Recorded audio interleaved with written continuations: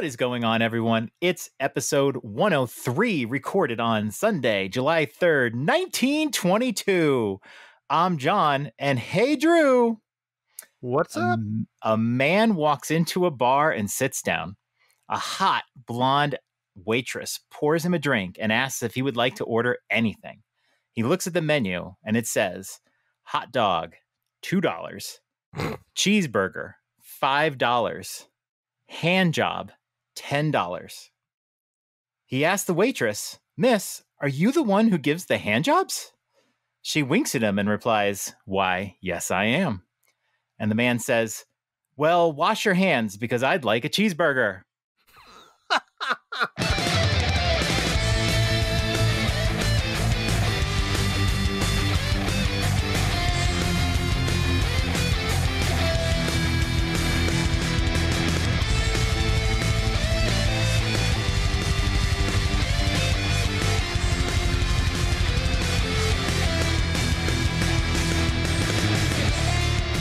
After a long day at work, it's time to relax and tuck in with the Dads After Dark show with your hosts, Drew and John.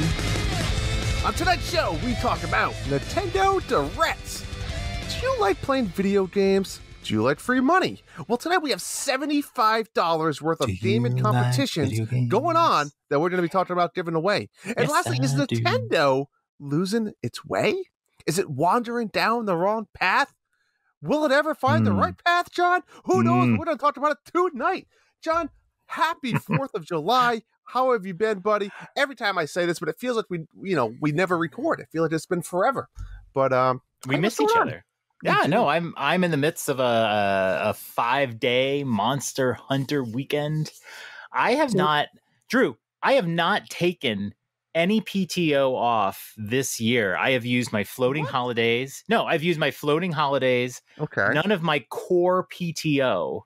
And this is the end of my non-PTO. So I took Thursday and Friday off. We're getting Monday off for 4th of July. Today off for 4th of July. Yeah. And I took a little 5-day. I don't know if Capcom meant to release the Sunbreak DLC on the 4th of July weekend, but yeah, so I enjoyed it. It's officially out. You've been playing it. You played a little bit before it came out, right? The old or the old new Rise, at least to get your bearings back, right? Oh, I was rusty. I don't want to get into it too much, but we'll get into it later. I was rusty, and it has been a journey. But I have enjoyed doing nothing. I'm excited. How many hours do you think you put in so far on this 4 days so far that you've had? Yeah, probably like 15 to 20 hours. Okay, which is not bad. Not bad. Not like you have a problem, but good. No, I'll put like 2.5 hours in. I never play a game for 2.5 straight hours, and I've done that several times, and I've loved it. Monster Hunter you can't just me personally, you can't play that game for hours and hours and you need a break. You get a flow, and you start to play like today I was playing and my hand was cramping up, and I had my friend Arthur in my headphones, and I was like, my hands are cramping up, man. I think I'm done. It's like that's when you have to stop. Oh yeah. Yep. Yeah. But it's been good. And the Chubby's bracket has been awesome. I have some stuff to say about that, but I am look at my shirt. Look at my shirt right here. Yeah, Commodore 64. I have been wearing all week. I went through my closet and found all the shirts and all the shorts that were a little bit snug. How that is, a little bit snug. You're even some of it can fit, but I don't really like it. It's one of those that fits. People might not notice it, but you feel a little uncomfortable. Yes, you know what I'm saying? Yeah, the armpits, the belly, right. But I have worn a lot of very comfortable shorts and shirts over the last couple years, and oh my gosh, so I went through the clothes. I got rid of the shirts, and I was like, these I don't even want these anymore. But I went through the shirts that were this fits now. It's great. Yeah. I'm not signaling you. There's a mosquito that got in my room. Okay. You're going to tell me to stop the show or something there. Threw them in the laundry, got rid of some old stuff. And it's wow, I've got all these new clothes. But these are clothes that are maybe even some of them are like several years old, but I haven't worn them for a few years. And so they're the feeling cool ones because you kept them, right? You throw away the ones that you're like, I don't really care if I fit in this or not, but the cool ones. Yes. Yeah. And the big one that I think I mentioned last time is my Celeste jacket. I'm going to wait until the 10th week of the competition before I even try it. I just want to see where we go because I tried it on before and I want to see where it is at the end of it. I always feel like video game apparel is always on like the cheap, like cotton t-shirts. Like I don't need another Nintendo themed cotton t-shirt that's like black. Like I'm tired of that. You know, that's the problem. They're all like cotton t-shirts. I've been super into all I buy is like athletic, like the breathable shirts now. Like if you see, I got the nice Dad's After Dark shirt now. You might not be able to tell, but this is like one of those breathable like Under Armour type shirts. Yeah. Okay. Yeah. Yep. I like that. Yeah, I like the shirts that are thin. I don't like this one is actually like that thick cotton or whatever, but it's an older shirt, so but you would never be able to wear that out in the summer. You'd sweat your balls off. Maybe. Well, maybe. I think you would. I don't go out in the summer very much. I like to stay indoors. I don't like the sun. Screw the sun. I'm staying inside. Speaking of sun, I'm on vacation still. I'm in vacation mode. I've have 10 days off of work. It's been fantastic. We went, we took the family to Legoland, New York. We had a fantastic time. My mother-in-law came with Amy's other brother, who's 40. So just him and it was fine. We had a great time. Absolute blast. If you live in the New England or southern New England area, East Coast, you got to go. Take your family. I mean, it's not worth like traveling out of your way to go there, but if it's within like a 5-hour drive, 6-hour drive, it's worth it. And this is a fairly new one, you were saying, It opened last summer, so it's only been open for a year. Okay. Yeah, everything was fantastic. We stayed right in the hotel resort. The whole resort's themed. You walk to the park. That's how close it is. You don't need a shuttle or anything. It's just fantastic. We had an absolute blast. Fun time. So we were there for like 3 days, 3 nights, 4 days. And then we only went to the park 2 days. And and then today I saw the hotel room because I saw one of your pictures on Facebook. It's like, is that a hotel room? Yep. That's pretty cool that you stayed there. Every room has like its own little alcove that has bunk beds and like a little slide out Murphy bed. So it could fit 3 kids with their own TV, their own buckets of Legos. And there's themes. So there's 4 floors of the hotel, all different themes. We stayed in the Kingdom theme, which is like the castle and knights. We checked out all of them. That was by far the best one. There's a pirate theme. Okay. There's the Lego Friends. Do you know that one? They're like the girls. Yeah. A little more. Yeah. And then there's a Ninjago theme. So there's 4 themes total. Seems like the castle and the pirates should probably be the more popular. That's what I would think. Right. There were the castle was the best. I'd probably stay in the castle again. That's how cool it was. The cool thing is they have the elevators. As soon as the door closed, there's a disco ball and it goes on and they play music. Like so the everything is awesome thing, or is it? They played random stuff like YMCA came on, like it's just whatever. It was. We had an absolute blast. And then we had a nice little 4th of July cookout today. Had some people over, out in the sun for like 7 hours with no shirt on. I did a little sunny. A lot of beer, barbecue. I was getting the live updates all through the day. Yeah, it was fantastic. I got the bounce house out for the kids. We have like those. You ever see those oversized like board games in the stores? We have like a big chess set? We have the Jenga one, and then we have the Yahtzee one. Oh, so we were doing that. That was a lot of fun. It was just a good day. It was a fun day. Nice. Little fireworks to end the day, and that was it. Yeah, you actually messaged me. You're like, we just saw fireworks putting the kids to bed. It's like, that's the end of the day. Yeah.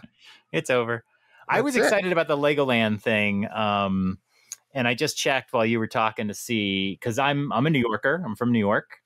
And we visit family every few years now. I think the gap gets a little longer every time. Disneyland or visit family? Yeah, pretty much. But my family. How far is it? 45 minutes from where my family Wow. is. So we're definitely going to go. You should. Like I said, I wouldn't go out of your way. Your kids are getting older. I mean, I personally, as an adult, loved it. I mean, I love Yeah. Legos, but some of the rides, I mean, they're not getting like Six Flag rides. I mean, the rides themselves are Disney quality. Like, there's a couple dark rides but there's also a lot of kiddie rides too. It's a mixture of both. You got to be careful with the whole Disney quality. That's not correct. It is correct. I mean, they're not Disney quality. So they have 2 trackless rides, John. I don't know if you're familiar with the trackless ride system. Like, that's the top of the line. Like, Disney World did not have a trackless ride until Remy Ratatouille opened up, which was last year? What is a trackless ride? Describe it. A trackless ride. So think about like a dark ride. What's like a famous dark ride at Disney? Haunted Mansion. You sit on a track in a car and you go through a track, right? Yeah. So a trackless ride there's no track. If you look on the floor, it looks like just like your basement sealed floor. And it's like the carts that you sit in are programmed to move throughout the area. So you get this super smooth ride because there's no track, there's no bumping, it's like the newest technology of a dark ride. So you are still on rails. I mean, you're still going through a scripted, so you can move anywhere. Well, you don't control it; it's all programmed. But think of it like like a bumper car almost. Like, think of a bumper car that's you control a bumper car. Correct, but I'm saying it looks like the bumper car in the fact of it moves freely and it's like that, but it's programmed there. But now since it's on no track, it could also kind of move, like if it's on like a ball sphere, right? It can kind of rotate that way as well. Right. Yeah. Yep. I'm trying to think of I mean, Haunted Mansion is just an excellent ride, but maybe like some of the cars can move down the hallway. I don't know. Yeah, it's just, I mean, like, what is it? Like the Phantom Manor, which is in, I don't know if it's Paris or one of those Disneys. Like when they built their Haunted Mansion version, they had the trackless system. It was one of the first. I see. It's just a different ride system. It's again, top of the line quality. Yeah. Lego quality. Like, my Sebastian loves Legos still. And I don't know if we would go for like, you were in the park 2 days. Was that okay? Like, so the first day it opened at 10. We got there at like 9:30. We got right in at 10. We did a bunch of stuff for like 2.5 to 3 hours, to like 1 o'clock, and then we walked back to the hotel, relaxed for like 2 hours, and went back at like 3. Okay, which was awesome because I think a lot of people just go, and they get beat and they leave. Right. So when we get back at 3, we stayed till like 7. The park closed, and we did like everything in those 4 hours with like minimal line waits. Cool. You know what I'm saying? So that was, I mean, 1.5 days, but you should probably do it in 1 day. Yeah, I mean, I think we would maybe do. I mean, I need a reason to stay there. I think we'd want to stay in Legoland, so we do like 2. All right. Oh, cool. We will definitely go. Awesome. Maybe we'll stay in the same room, you guys. That'd be pretty. Stayed in. I'm gonna bring a black light. I wouldn't do that if I were keep you in check. All right. Hey, you. Yeah, you, John. You got Bush? Not anymore. Probably do. Whoa! Because if you do, you haven't tried the best products from our sponsor, Manscaped. Taking control of your bush is important. These products are so good, you're going to be showing pride in your new bush-free yard. It's a fact that you will have the best-kept nutsack on the cul-de-sac. That just flows so nice. Best-kept nutsack on the cul-de-sac. Save big with the most hygienic version of yourself by using our discount code NINDADS, NINDADS, for 20% off and free shipping at manscaped.com. Very nice. I like the new read. Yeah, I did a little Manscaped the other day, right? Remember, you don't want those dit burns, right? # no dit burns. Have we been getting any pictures in our email? I did not check my junk folder. Okay. I don't have to do that. All right. get on that for you. I'll check and see. But John, it's time to talk about giving away some money, some competitions. What do we have? It's chit chat time. We have a lot to talk about. First of all, we have so many competitions. Well, so many. It is so exhausting. And we've been delayed on Mayhem and all that because we just have so much going on. But let's go through it. Everybody's favorite bounty. It really is. It's the best bounty. It's the best bounty. The Lego Star Wars Skywalker Saga. 1,166 Kyber bricks. And obviously, this has been months in the making. When did this game come out? This game came out when? I want to say April, but I could be wrong. Okay. All right. Maybe May. Since then, there's been new Kyber bricks added. So you don't have to get them all anymore. But we kept it at 1,166. $10. I mean, that's great value. I gotta look it up because I feel like when I spend my Kyber bricks, like I don't have a record when of I it? say like, oh, you have 250, I'm like, yeah, but I've also spent a lot of them. Like I need to figure out a section that says here's how many you've collected. It's got to be in there. I've seen games like that. That drives me crazy. Because I know I have like 250-ish, but again, I've spent a lot. I mean, I probably only collected like 400, but yeah. Are we saying the bounty now is you got to start fresh and never spend one? Make sure. Oh yeah, delete your save file. Pull it, John. We got some new bounties though. You want to hear about the new ones? Yeah, let's do it. All right. Yeah, we haven't done any in a while, and so now we have a bunch. Here's the thing, and Drew and I were talking about this right before the show. I mean, even going back to Mayhem, when Monthly Mayhem started, we started with Cuphead. And a lot of the reason why it started with that game was because everyone was excited about that game and it's coming out and all that. It's hard to do these bounties and Mayhems because there is no one game that everybody's playing all the time. There are, I mean, right now, what are the hot games right now, right? There's some people playing Mario Strikers.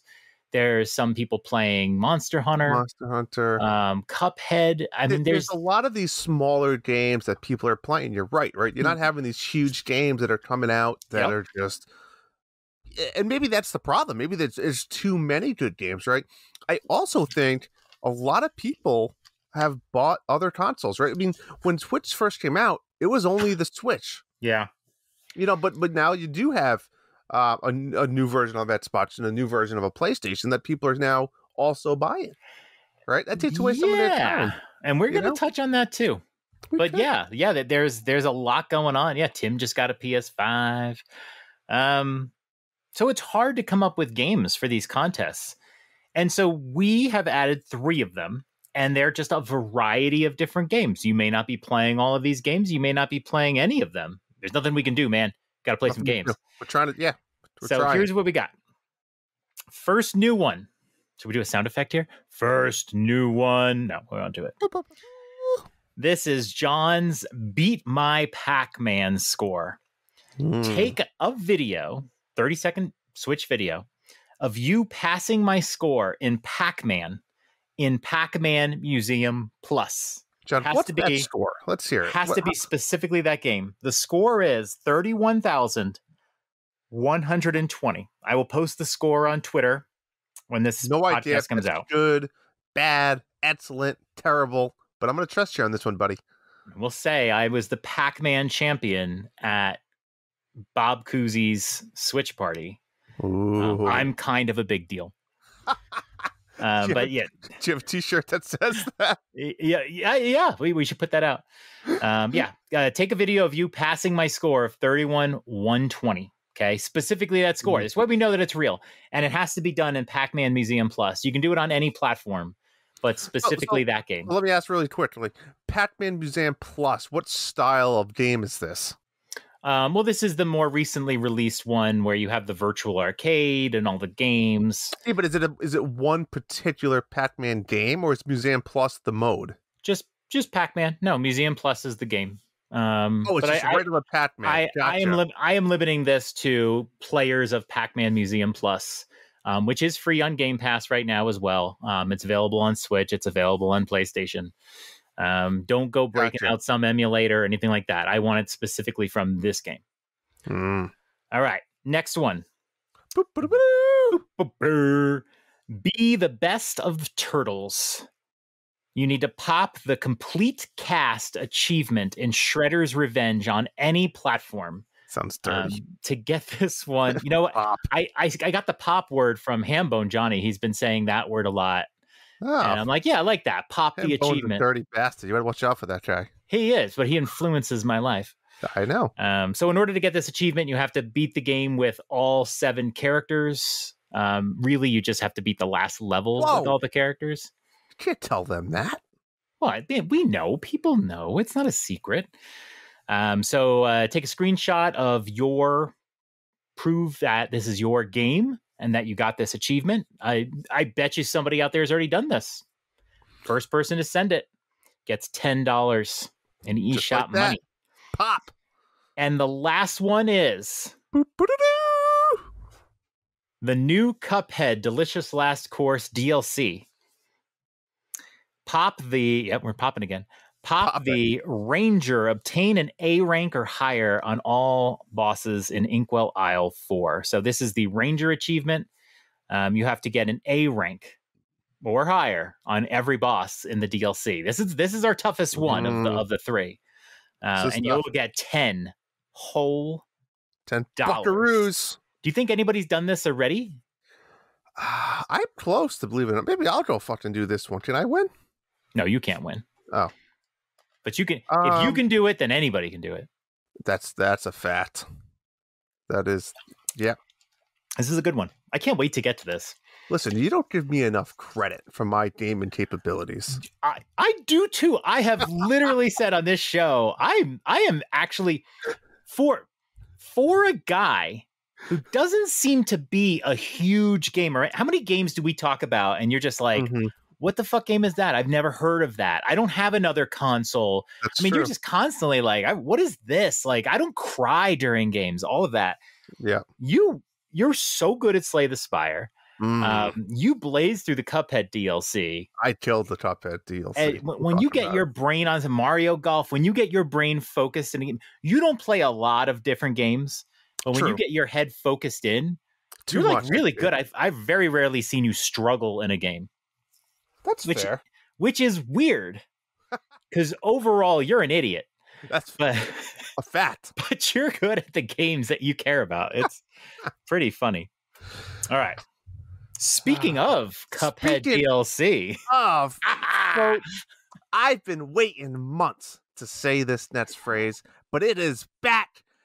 Monthly Mayhem!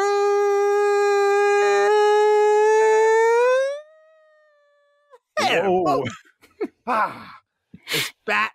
Monthly Mayhem is upon us. It is live. It's been posted. I don't have the information. I think it only goes to July 17th, our next episode, believe it or not.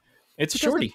It's Cuphead. It's freaking Cuphead because that's where it all began. Why not bring it back with this one?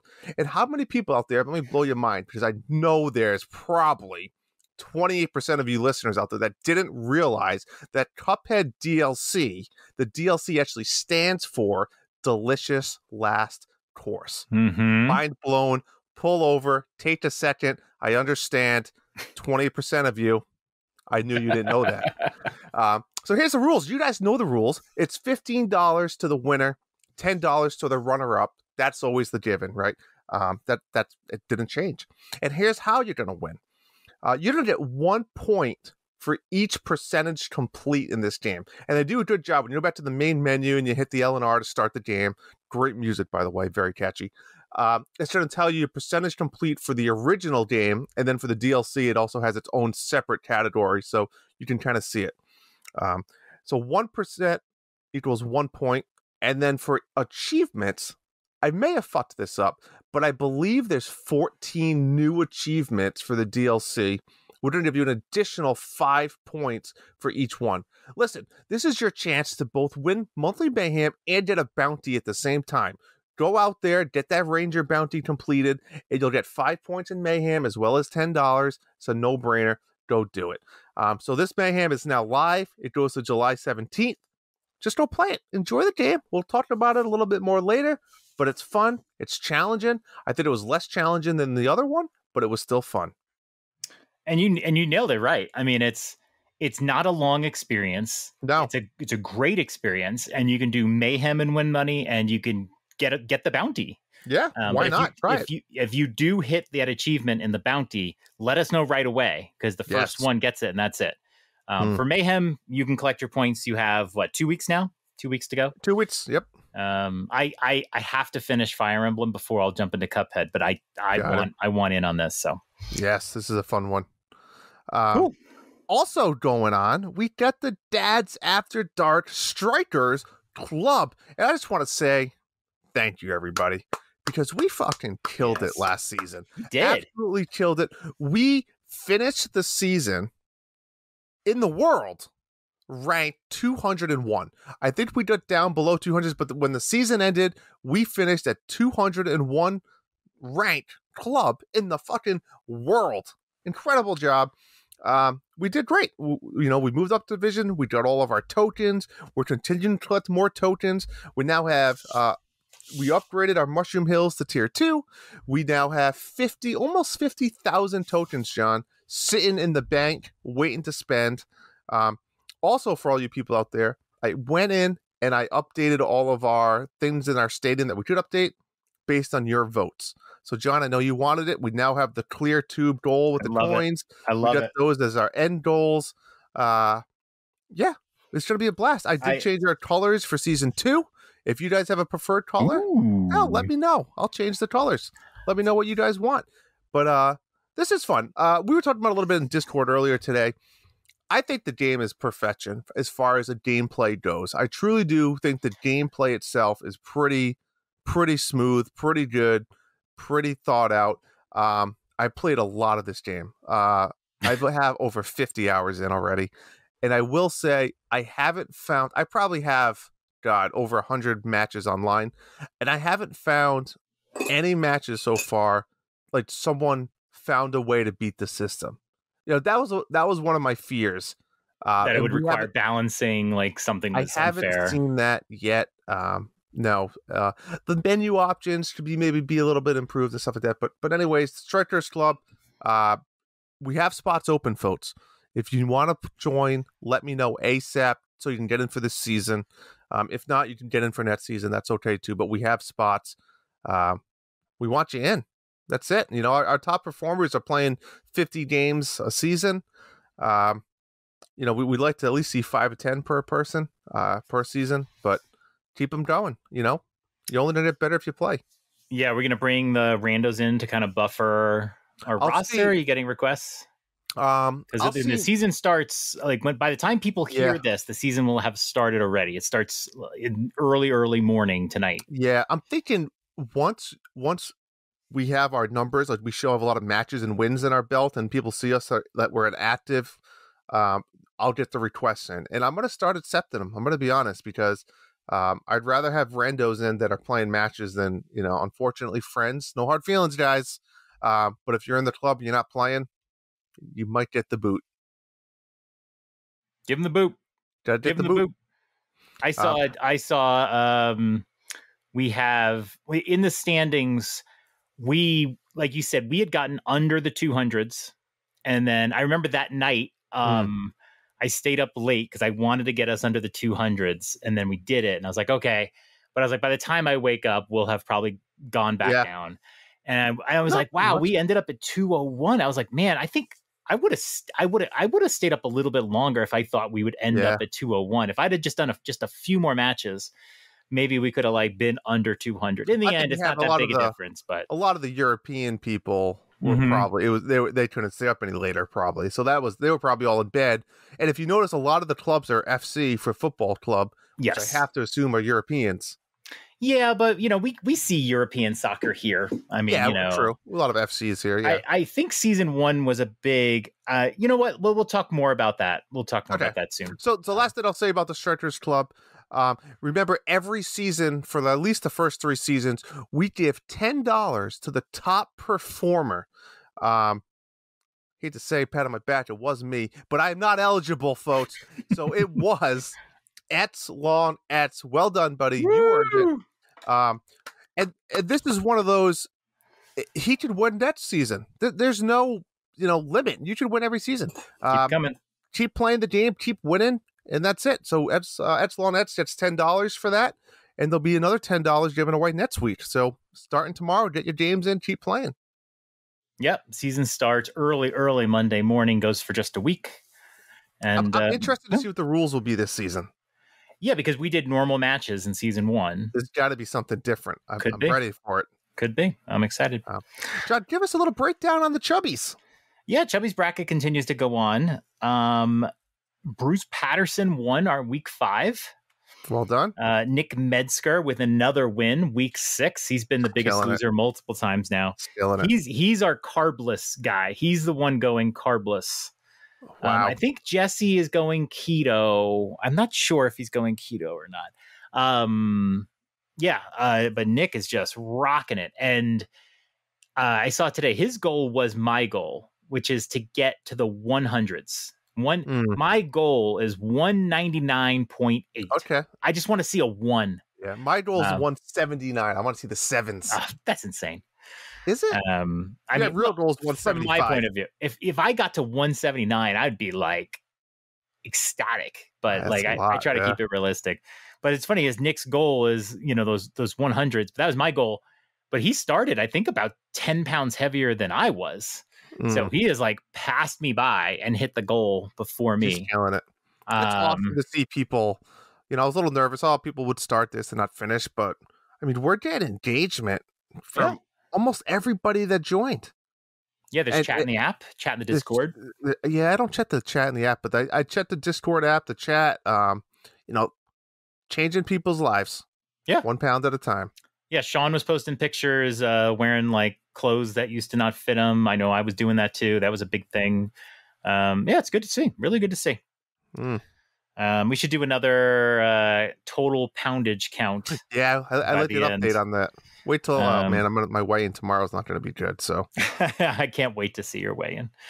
But yeah, it's been great. Drew, I mean, you did try to cheat last week. Oh my God. I mean, we have one rule. I mean, besides don't cheat, the one rule is you have to weigh in on Tuesdays, and there's a reason for that. The Tuesday marks the end of the week for your weigh-in, but it's also the beginning of the next week. So, for example, I've always said you could cheat in this if you had a really bad day, and then you went to weigh yourself on Tuesday morning and you gained a bunch of weight. You could just not put it in, and then you win the week because you're weigh in from Monday. So you have to weigh in Tuesday.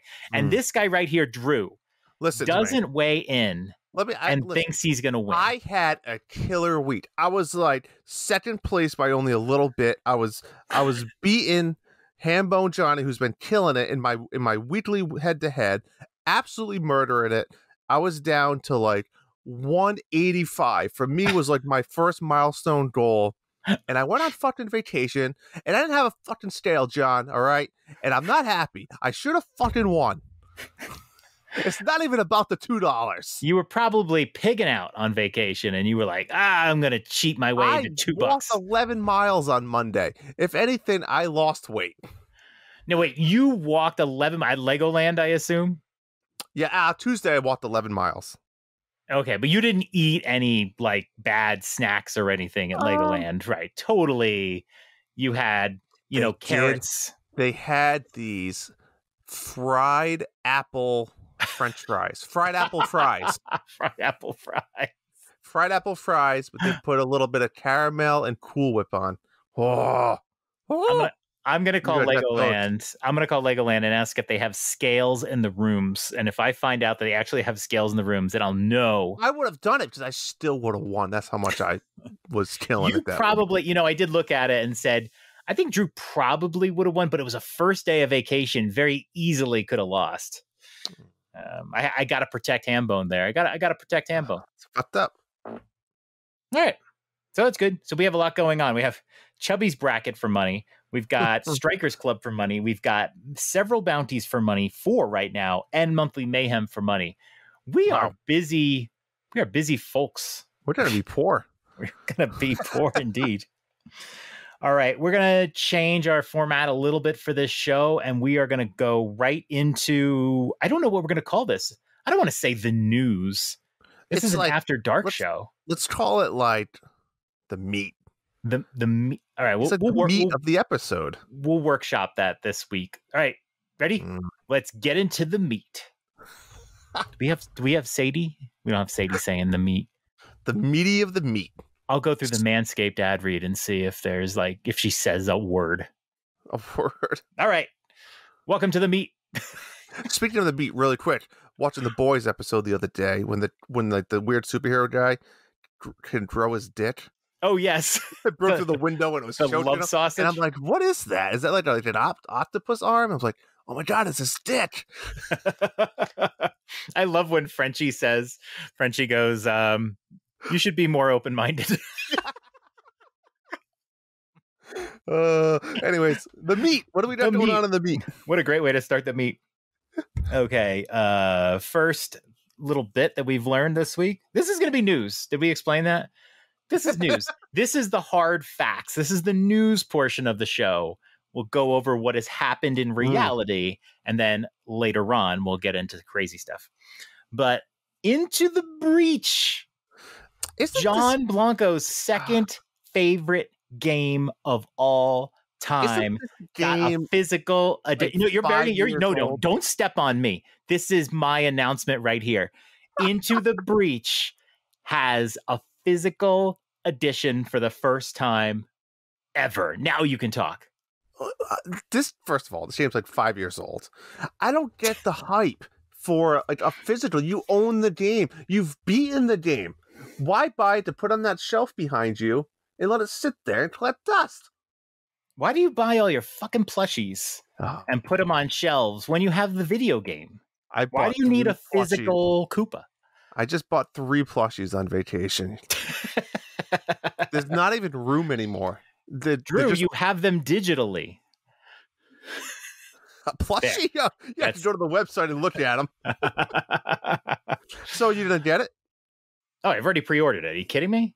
Is this limited run or who's no? So this is Fangamer, which, in my opinion, is the best physical game producer of all of them. They not only do really good, like they have good games that they put physical, but they also have really good products and tchotchkes. Only $34. That's not $34. I mean, look, you're not getting a mech plushie or anything like that. You're getting some stickers and what else? What is that? You're getting like a blueprint.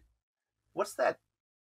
A manual, a pilot. Like very close to his screen. I'm concerned for his eyesight. You can't click it. It doesn't do anything. It's one of those websites. It looks like you get some stickers, you get some cards, there's a little manual and a physical version of the game. Really, the really exciting part about this is there's new content. If you've played Into the Breach, there are new mechs you can use. I want to play this, and you keep telling me that it's not for me. I mean, I definitely have talked up this game, but I can't say enough. And, this is one of the best video games you'll ever play, but it's not for everybody. But if you like turn-based tactics, strategy, RPG stuff like Fire Emblem, Advance Wars, this game is the cream of the crop. And Fire Emblem is one of my favorite series, but this is the cream of the crop of games. And the big reason why is it's not just about, in Advance Wars, right? You take your army and you battle another army and you crush them to the ground. That's how you win. That's not how you win in Into the Breach. And Into the Breach, you win by protecting an area for a certain amount of turns. You can destroy all the other enemies, all you want. They'll keep coming. You just have to defend the people that live in the buildings. So instead of blowing up robots, sometimes you have to just push a robot. So on every turn, you see exactly what the opponent is going to do. They're going to fire forward. They're going to fire sideways. They're going to move over here. And if you push them a little bit out of the way, they still do that. But if you nudge them a little bit, they fire forward, they hit a rock instead of a building, that sort of thing. So cream of the crop. $34, October 21st. Tell me why it's better to spend $34 and wait than get it for $15 digitally. Oh, I won't say that it is, but if you love this game, and you want a physical edition, here it is. But yeah, no, I mean, it's up to everybody. There's no reason to get this. I'm going to put on my wish list, right? If it goes to like $10, I'm going to buy it. Yeah. It is truly one of the greatest games. But yeah, I was, when I saw that, I was, do you remember like, it was like a month ago, Nintendo Dads had somebody on their show. I think it was associated with one of the public, like Super Rare or one of those. Yeah. Yep. And they had a contest. I don't know whatever happened with this contest, but they had a contest where if you wrote the Nintendo Dad's email and said, what game should they publish next? And you got to pick a game that isn't published. Yeah. That you could win a contest. I said Into the Breach, and Fangamer delivered. And you did not win that contest. But that's how bad I wanted it. You won in life, John, because you get the game. Yeah, so I got the game. I didn't win the contest, but I got the game. Very excited. And then when the new content comes out, I'm all in, baby. I'm all in. I can't. I'm in. You know what? I'm done listening to you to say it's not my game. I might give this a go. Hey, you should, but you were looking for a very quick game, and I was like, this is not a quick game. This is a game that you play a lot. Like a Slay the Spire type game. You can pick it up, play a little bit, and put it back down. It's a roguelike. I mean, you know, and when you win it, you could stop and say, I beat a run. But there's so many achievements and there's so many mechs you can use, and it's just limitless. It's just keep going. Yeah. All right. Other bit of news should come as no surprise. We have another delay. Sea of Stars was delayed to 2023. They said in a statement, as we are closing in on a very big milestone, the road to launch becomes clearer, and we find ourselves here with a large body of text and our logos at the bottom. Keeping in mind our two main priorities, quality of life for our team and quality of the finished game, we can now confirm that Sea of Stars will be released in 2023. We understand waiting is a big ask, is it? And want to sincerely thank our community for the overwhelming support and positive vibes. In the meantime, we are looking at options to get a playable slice out to everyone this year. Nice. Were you interested in Sea of Stars? I know a lot of people were. I'm not interested. Okay. I forget. Yet. Did you play The Messenger? I did not play The Messenger. Okay. All right. It has nothing to do with that, though. Just the same people. No, it's a little bit of a connection to The Messenger, but you wouldn't need. From what it sounds like, you don't need to have played The Messenger. But it wasn't a totally different style of game. Oh, totally different style of game. Yeah. Okay. Yeah, and I actually didn't love The Messenger because of a couple of gameplay elements, but I could actually see myself playing it again before this comes out. So is this just like a typical RPG turn-based type Final Fantasy-ish type RPG. game? I think they're going more for like a Chrono Trigger feel to this one. Yeah, looks interesting. I think I'll be playing. It all comes down to what else is coming out, at that time. Exactly. Well, now here's the deal. They're talking about delaying to 2023. I forget when this game was supposed to come out. I think they had just said 2022. Okay. But they're also saying about putting out a playable slice to everyone this year. To me, that sounds like, I mean, if they're saying a playable slice this year, it means late in the year, because otherwise they'd give a time frame. And if they're going to give a playable slice out before the end of the year, that means the game's not going to come out until well into 2023. So who wants a demo and then wait 3 months? Exactly. And I don't think it would be like a demo that continues. Correct. So yeah, it's like but if it's like almost like a little prequel, right? Like an hour gameplay that introduces the characters and the story, and then that's not bad. Yeah, like middle of the game level. I don't want that garbage. I hate that. Yeah. All right. And now we have a couple of directs to talk about because we do our show every 2 weeks. And last week I did talk about the Nintendo Direct Partner Showcase. Well done, by the way. Thank you. I held back a little bit because I wanted to talk to you about it a little more personally. Yeah. But yeah, so I'm not going to go through all the games because I did that already. But I guess we'll just keep it simple right here, Drew. What did you think of the Nintendo Direct Partner Showcase? Here's the thing about this one. This Nintendo Direct, not a lot of big games for me, but I'm open-minded, John. Overall, I don't think this was a bad Direct. I really don't. Again, there wasn't a lot of stuff jumping out for me, but that doesn't mean it has to be a bad Direct because I didn't like it. I thought the pacing was well. Here's my biggest problem with this. There was a lot of games that we already knew about. And that bothers me, right? Not only do we already know about them, but like we've already saw them in other directs. You know, not even directs, like other showcases from other consoles. Yeah, like to start out with Monster Hunter, I get it. I mean, it was coming out in like 2 days. But at the same time, like, I don't know, they spent a good like 3 to 4 minutes on Monster Hunter. And I get it's a huge game, but didn't we have a Monster Hunter Direct? Didn't we have all this information? Like, it just seemed a little. If they wanted to put that like in the scissor reel, great.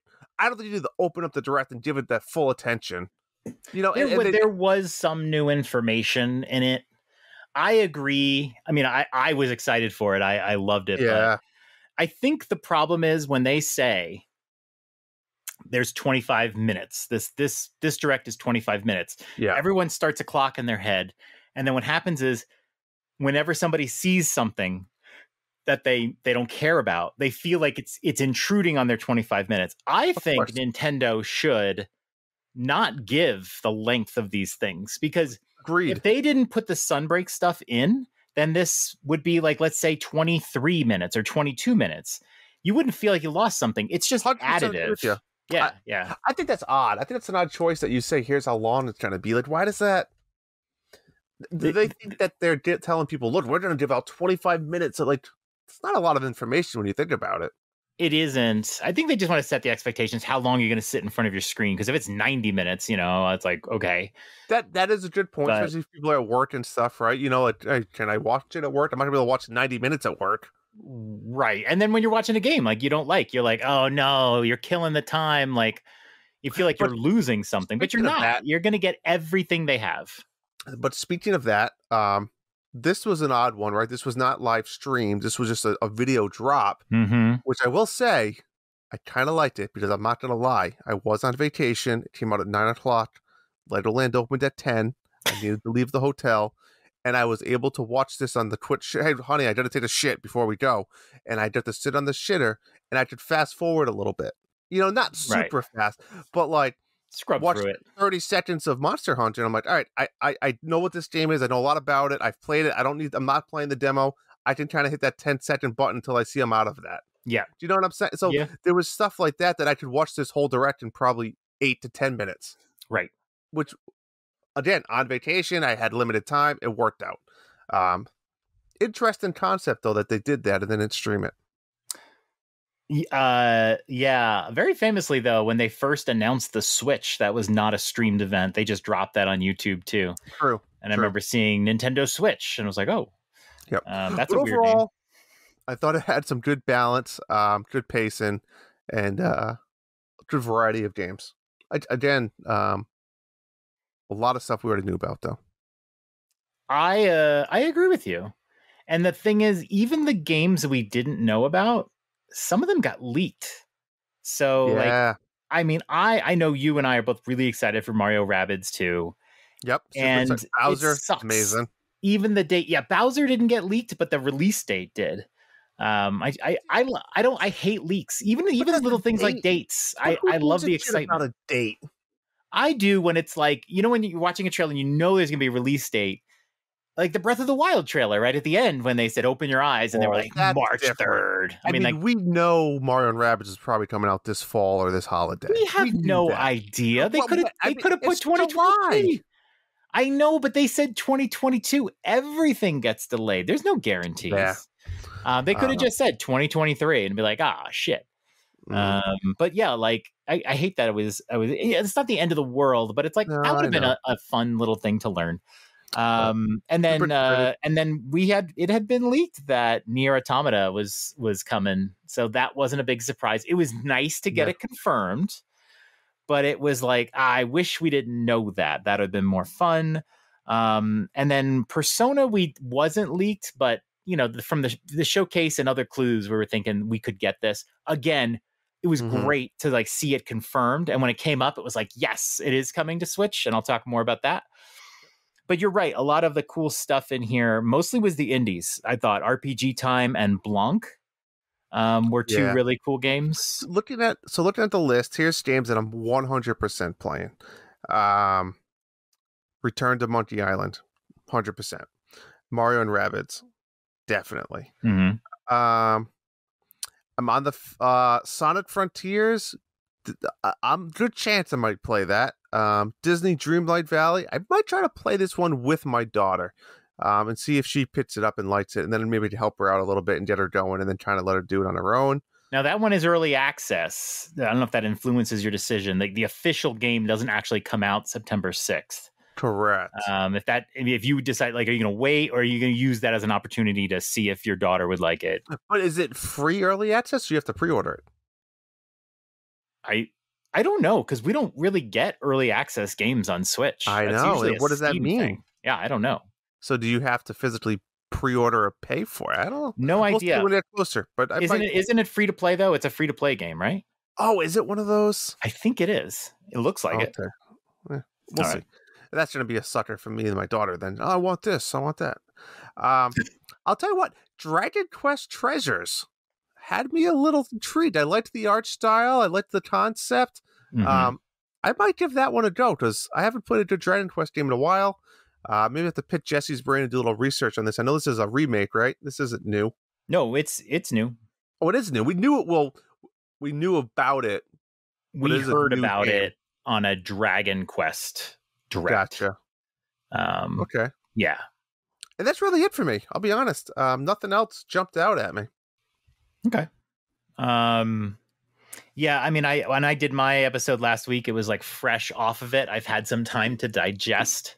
Obviously Sunbreak I love. I'm playing it already.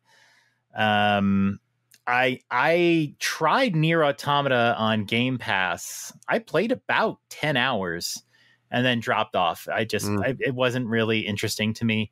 And I'm not going to play it on Switch though. Blanc looks good. I might wait and see if there's like a physical version, because I think that's a game my wife and I would both like to play. But Blanc looked great.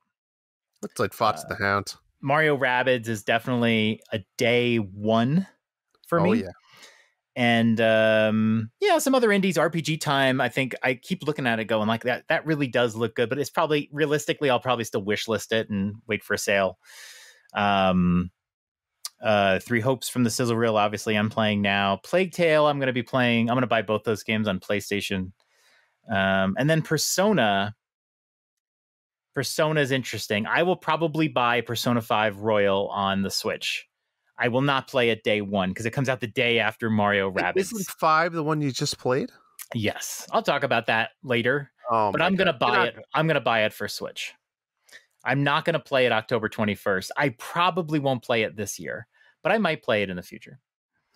I'm not interested in the other two. Persona 4 Golden was fun.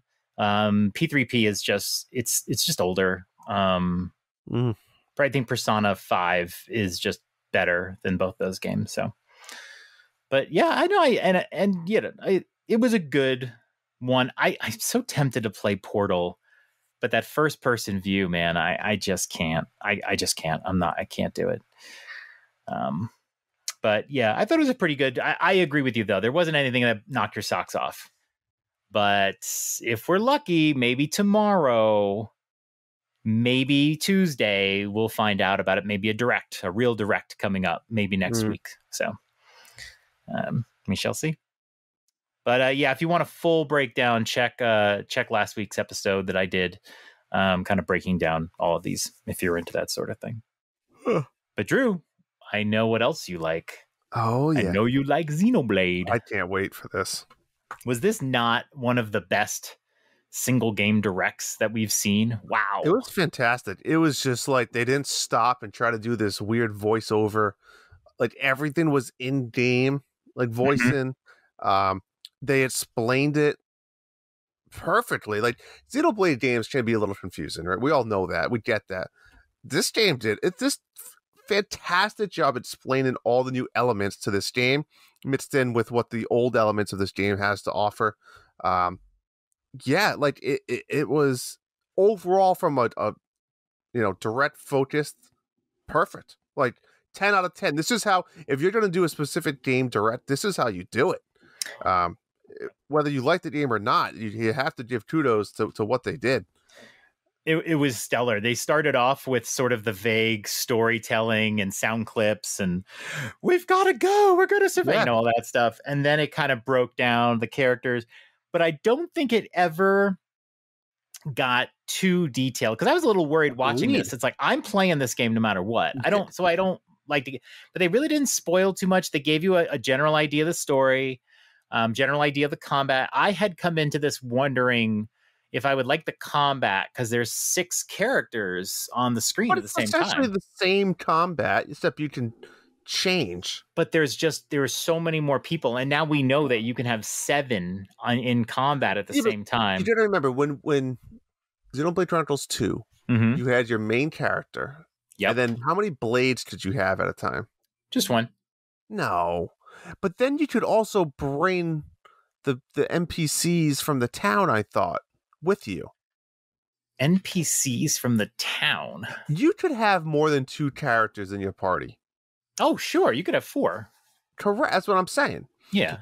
So you could bring a healer, you could bring a buffer, you could bring different people with you. Is my point. So you had those people. The big difference is you could never play as those people. Right. They were like the blades. You could bring Puppy. Yeah. That's right. So I guess the big difference here is sure, you can have a couple more people in your party, not a big amount, but now you can switch between them, which I like because this game is a long game, right? And if you want to play different styles, you can have let's say you want to focus on 3 or 4 different styles, and you could switch. If you want to just sit back and be a healer for a little bit, and let the computer control your other players, go for it. Yep. If you want to go, attack, to be the attacker. So that's what I'm interested in, right? Because you think of even like MMOs and stuff in a weird way. Xenoblade is like a MMO in certain ways. You only really, it is, right? You auto attack in a little bit. You're hitting your skills to use. You're creating parties and using your it is. You don't think so? I don't really play MMOs, so I'm not going to be too opinionated about it. But it's an RPG. I mean, I don't know. Yeah. I'm not. But with auto attaching, you're just saying that because you don't directly control the characters, or that it is like in-game action. I mean, I think it's the whole concept of you go to a town, you get all your gear ready to go, you're going to go fight something, and then you go and you do that quest, and you do it, and you come back, you get your. I get it. That's an RPG. I get it. But I don't know if you're really describing this game. I mean, it's side questing and finding new locations and stuff. It's an RPG. Exploring the environment, right? You're going to the nooks and crannies. I get it. You're not doing dungeons and stuff, but I love the idea of being able to go between characters and really build in each character. So you really have more than one main character. And I think that's the key because, you had Rets in the last game, and Rets always felt as like the main Schultz, right? I feel like this game doesn't really have that. I agree. Yes. You have 3 and 3 from the 2 different, colonies. Right. You were Rex and Pyra, Rex and Mithra, This is just like they're step people. They're all going to have their own little intertwined stories, I'm sure. Some bat stories of each character. I'm excited for the character part of it and leveling up and really building, probably like focusing on 3 characters. I mean, I think 6 is a lot, to be honest. I would have been okay with maybe 4. But it looks like you have 6 in your party plus a +1. Correct. I don't know if you can take any of these 6 out of your party. I'm not sure if we've ever seen that confirmed. But the big thing here is you have the 6 in this party, and then you can have another hero. And Drew, honestly, that was my favorite part of the direct. I loved Xenoblade 2. Xenoblade 1 was fine. I loved Xenoblade 2. Agreed. I didn't like the blade system for a few reasons. One, just emotionally, like I found it weird. These blades are not human, so it's like don't get connected to them. And then the other part was you had to find them, and you had to do that little like loot box. It was a loot box. And so you just loot box, trying to get like all the blades. Yeah, but then once you understand it and you found out you could like combine them and throw them away and stuff, like it was annoying. Yeah. But if you knew how to, it was a convoluted system, but once you understood it and you could get what you wanted, it worked. I don't think I ever understood it. Honestly, I don't think I ever understood it. It took me a long time. You're right. It's very confusing. And I think that was one of the Yeah. problems. And so like I didn't get all the blades. I didn't go completionist on this thing. But yeah, like the blades were like, well, okay, but they're not really people and their memories are getting erased. It's just something emotionally that was a little lacking. And plus they're always involved in the conversations. And it's like, blades, go away, right? I'm talking to the people. But the thing I love about this game is that they seem to have replaced that concept with heroes. So it sounds like you have to find these heroes. They're not all like main quest heroes. There's side quest heroes. So you can add people to your party by finding side quests and doing side quests. And then you add them in, and then they have powers and skills and jobs that you can now bring. So your whole party can do that job because you unlocked that. So there is not only, to me, it rewards your effort for unlocking the heroes, but it's also like they're people, and they're just people. And if you look around, you can find them. It's not a loot box thing. So I love everything about it. And then, of course, the job system. One of the first things I noticed from this trailer, I was like, love it. This is like Bravely Default, where you have jobs and then you can level up individual jobs. So you can take all your characters and level up in a particular job. And then you can have your whole party do one job, or you can split them out, or you can have them do none of those jobs. And that's what makes Bravely Default so fun. But now this is sort of in Xenoblade 3. And when you find the heroes, you get their jobs, and now all of your characters can do that job. So what was like one of the classes that you like, oh my god, that's the first one I'm going for? I don't know. What were some of them? I have them listed over here. I think I'm going with the older one, which was like the hammer, and which it's funny because that was the class I loved in Monster Hunter. But like the heavy damage, like, well, you always want to have one of those in your party. But that's like I prefer like the hammer over like a sword fighter. Okay. Yeah, I think you always want to have a tank, you want to have a healer, you want to have a magic user, and then usually that second one is more your style. Do you have a couple tanks? Do you have a couple magic users? But yeah, like some of the jobs, like I really got to see what they are, like War Medic and Cursor. Like there's some interesting ones here. I agree. But man, it's just the thing that always made Bravely Default so fun is when you get a new job, then you like start leveling all your characters in them. Oh my god! And then customizing, mixing, and matching. This game is Xenoblade is so grindy, right? You're constantly doing battles, and you're hearing all the expressions. Here's the problem. And I want people to understand this that maybe aren't players of Xenoblade or they're thinking about playing. It is super grindy, but the difference with this grindiness is the world is so massive. I feel like you can grind while exploring new areas that you've never seen before. Right. You know what I'm saying? And there's so many quests too. So it's not like you hear like, oh, I have to go kill 1,000 of these things and just keep doing it. No, it's grindy in a way. There's millions of quests, and the world is just so vast that you can keep going and going in every nook and cranny. Yep. And that's what I love about it. It doesn't feel grindy because it's new stuff, even though you are in a way grinding. Right. I mean, I like to go to a town and talk to everybody, get as many quests together as I can, and then go grind. And you'll start like hitting, what those quests are doing. But the greatness of this 3 that I think, I mean, we haven't played it yet, but the greatness here is you're not only grinding your level, which you need to do all the time, but you're grinding those individual job levels. So you can, instead of just grinding that level, and say, okay, now that I've spent like 20 minutes grinding, I'm going to change my job and grind this job too. So you're grinding your level and your job. Yeah. And it gives more, reward for the grinding. That's what I'm looking for. One thing that I was shocked we didn't see, and I'm not upset about it, and maybe it's not, maybe it still could happen. Pyra's rack. Oh god, there was no big rats in this game. But my daughter didn't think there was. I told you that. Kind of good. I mean, cute characters, but I mean, maybe that's good. Maybe, I mean, because sometimes playing Xenoblade 2 felt a little sleazy. It's weird to get a little boner playing, but so I'm shocked that I did not see some type of, and now for the first time ever in a Xenoblade Chronicles game, you can play online with your friends, and they could do some type of like Monster Hunter type thing, and maybe I'll bring one character, right? You bring a main character, and I can team up with you and do some type of quest, and maybe it's different than like the main story. Maybe it's its own little hub and its own little world.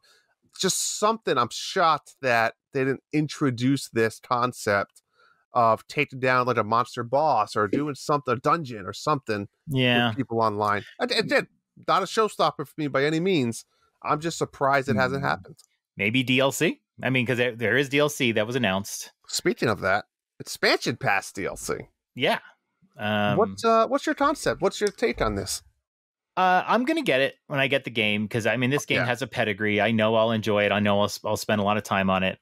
It's one of those things we've seen a lot of where it's like you're gonna get content later down the road. What do they say? By December. Why did I put December 32nd? December 32nd. This is a great show. But like basically by the end of 2023. But this is a game I'll be playing and probably beating by the end of August of 2022. So that's weird. Maybe, and that's the brand new story scenario. And that's what they did with Xenoblade 2. Remember, Torna came out. Was a long fantastic, time later. Independent. It was like a whole new game. And I think the independent nature of it was good, because if you had to continue your save file, you'd be kind of lost. And Torna retaught you mechanics. So that was great. But you're going to play for DLC day one. So what do they give you? Color variants and helpful items. It reminds me of Breath of the Wild. Remember Breath of the Wild? Day one, you got like, there was 3 chests on the Great Plateau. It was like a Nintendo Switch shirt. But that was it.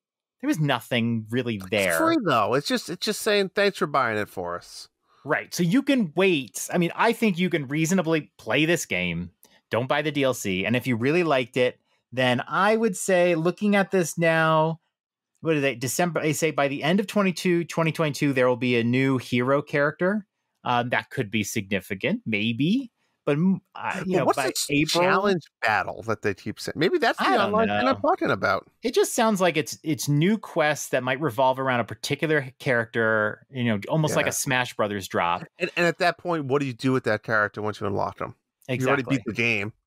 Yeah, so I don't think you're going to see real DLC until December this year. So I would say if you're not sure, don't get the DLC. You're not going to need it. They're going to give you so little. I'm going to get it because I'm going to enjoy it, but they're going to give you so little anyway.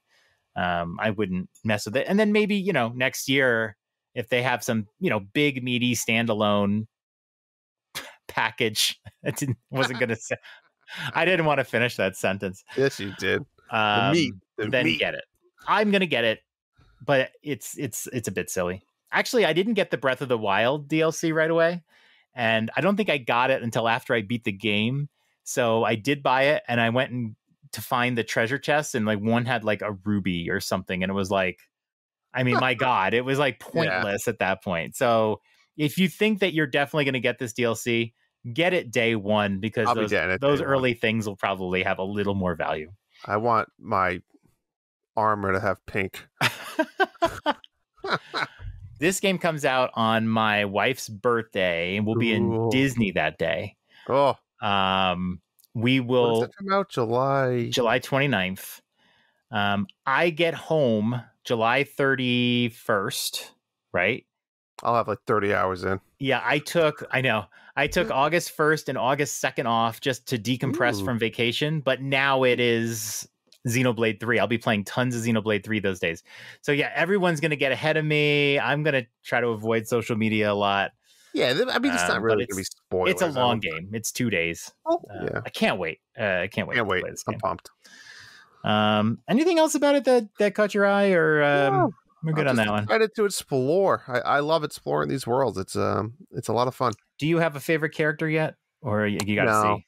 Nothing that jumped out at me. Can I confess something? Sure. When I believe it was Noah, showed up on the screen, I was like, "Oh, she's a hottie. I love it." And then when they said the name and I got to know, I was like, "Oh, Noah's a boy." Oh my God. Noah is pretty hot for a boy, I'll tell you that much. I think I like Mio. I can't remember how to pronounce that one. The cat girl. and Senna, I guess. She's skippable. Mio. I know. And they always have like a cat None character. of them were like, none of them were like, damn. There's no Pyras or Mithras, but I think No. I think they'll have more personality, and that sort of thing. I don't like Uni. She's the one with the wings on her head, and I figured out why. Because her head is a Goomba.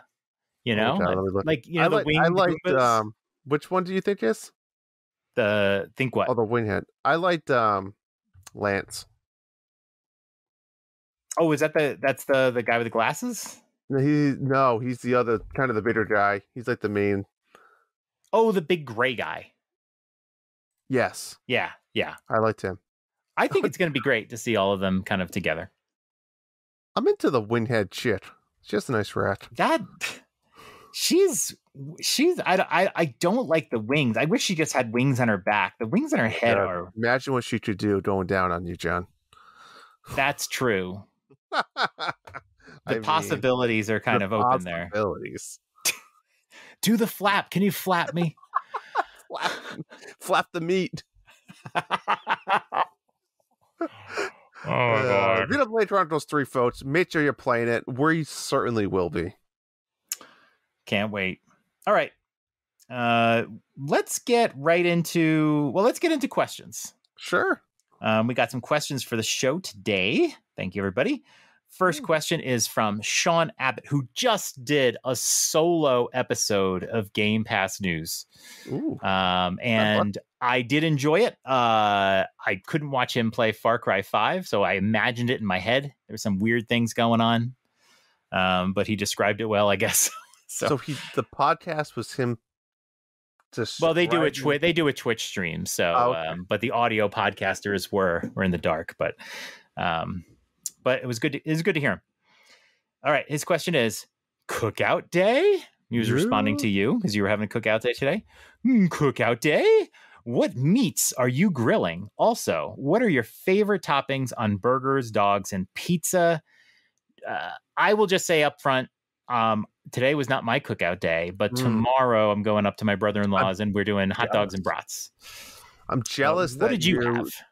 Today I went simple. It wasn't too many people. We did burgers, dogs, and we had chicken wings.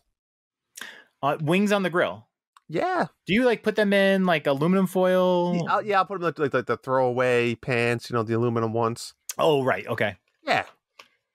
You slow cook that, or it sounds interesting. Slow cook them on there. Yeah, they were good.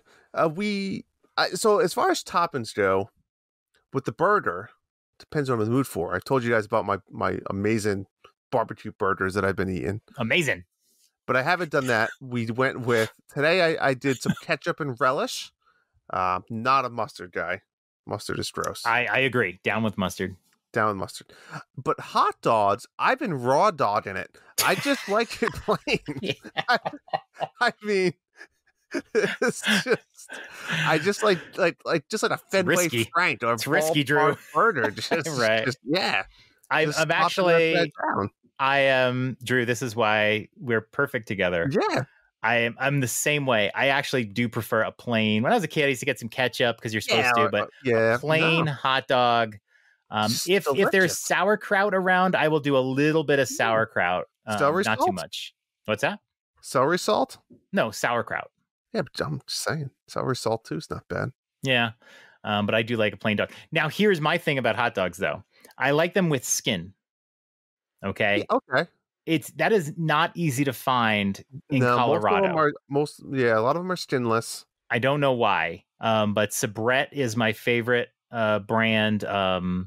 Nathan's, if they have the skin, they used to sell the Nathan's with the skin on them here, and now I can't find it anywhere. I used to like the Nathan's. My wife does not. She likes the ballpark Franks. I know. I feel worst. That's like the typical. That's just like the commercial grade hot dog. That's the bad. Yeah, that's just the cheap stuff. I mean, they're fine. I'll eat a ballpark dog, but I mean, put a little extra, char on it. You know what is a really good hot dog?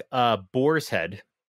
Oh, yep, I've had those. The Boar's Head. Those are the only skinned hot dogs I can find here. I don't find them around here. Yeah. How do you like your hot dog grilled? Do you like a little char on it? Do you like it not cooked that much? I like it just so it gets like a darker pink, but honestly, I really do just prefer boiled hot dogs over barbecue. That hurts to hear, John. I mean, I like them grilled too, but I'll take them boiled. It's fine. Yeah. And the last one here from Sean, pizza. I did not grill any pizza today. I have grilled pizza in the past. What would be your one topping of choice? I mean, or the one pizza. How would you like one pizza made? I mean, I'm just classic pepperoni, but I love extra cheese. I'm a good cheese guy. I will say I do like pineapple on my pizza and black olives. Wow. Well, pineapple and black olives together or no, together. Good combo. Try it. God. It's delicious. Could pineapple be worse? Adding black olives? Black olives. Gross. Do you ever get I love doing this, like, you know, you get like a coupon for pizza and they're like, oh, I got a, two topping pizza, and it's like, it's a good deal, but you're like, I just need pepperoni. Yeah. I used to do like, just get me sausage and pepperoni, but now I'll actually prefer pepperoni and extra cheese as that second topping. Just make it a little soupier. That's not good for the chubby bracket. Not good for the chubby. I haven't had pizza during this chubby bracket. Wow. I'm kind of dying for it. Burgers, though, what do you like on your burger? Yeah. Oh, you said this. You went through this. The relish. Ketchup and relish. Sweet relish. Bacon. If I can get bacon on a burger, it's happening. I don't like bacon on food. I like cheddar cheese on my burgers. I like mayonnaise on my burgers. I like mayo. Yeah, I used to be ketchup. Mayo, bacon. Mayo, bacon, and cheddar, I think is ideal. Barbecue sauce? I mean, sometimes when I get a burger at a restaurant, they usually they'll do the bacon, the cheese, and the barbecue sauce, and it's like, that's fine. But when I'm at home, I never put barbecue sauce on a burger. Why not? Just because I like the mayo. Oh. Yeah. Okay. All right. Good question. Second one. I'm curious also, Sean, what you like, because I have a feeling you're going to have some weird UK thing. Yeah. Like, what do you think? What's something weird? A tea bag. Do you tea bag your burger, Sean? You tea bag. Fucking tea bag. We got a question from Mecha Dragon. What do you feel made Nintendo more lenient with lewd or saucy content on their games, especially with the character designs in their recent games like Xenoblade and Fire Emblem? Do you think they finally realized that waifu bait helps sell games? You know, I actually think it's quite the opposite. I think they went through that phase, and I think they're starting to get away from it more, like with Xenoblade Chronicles 3. None of those characters are very revealing. They all had, at best, a C-sized cup, and that's probably generous. A lot of them are beads. And I think it's actually, I think they went there, and now they're going backtracking a little bit.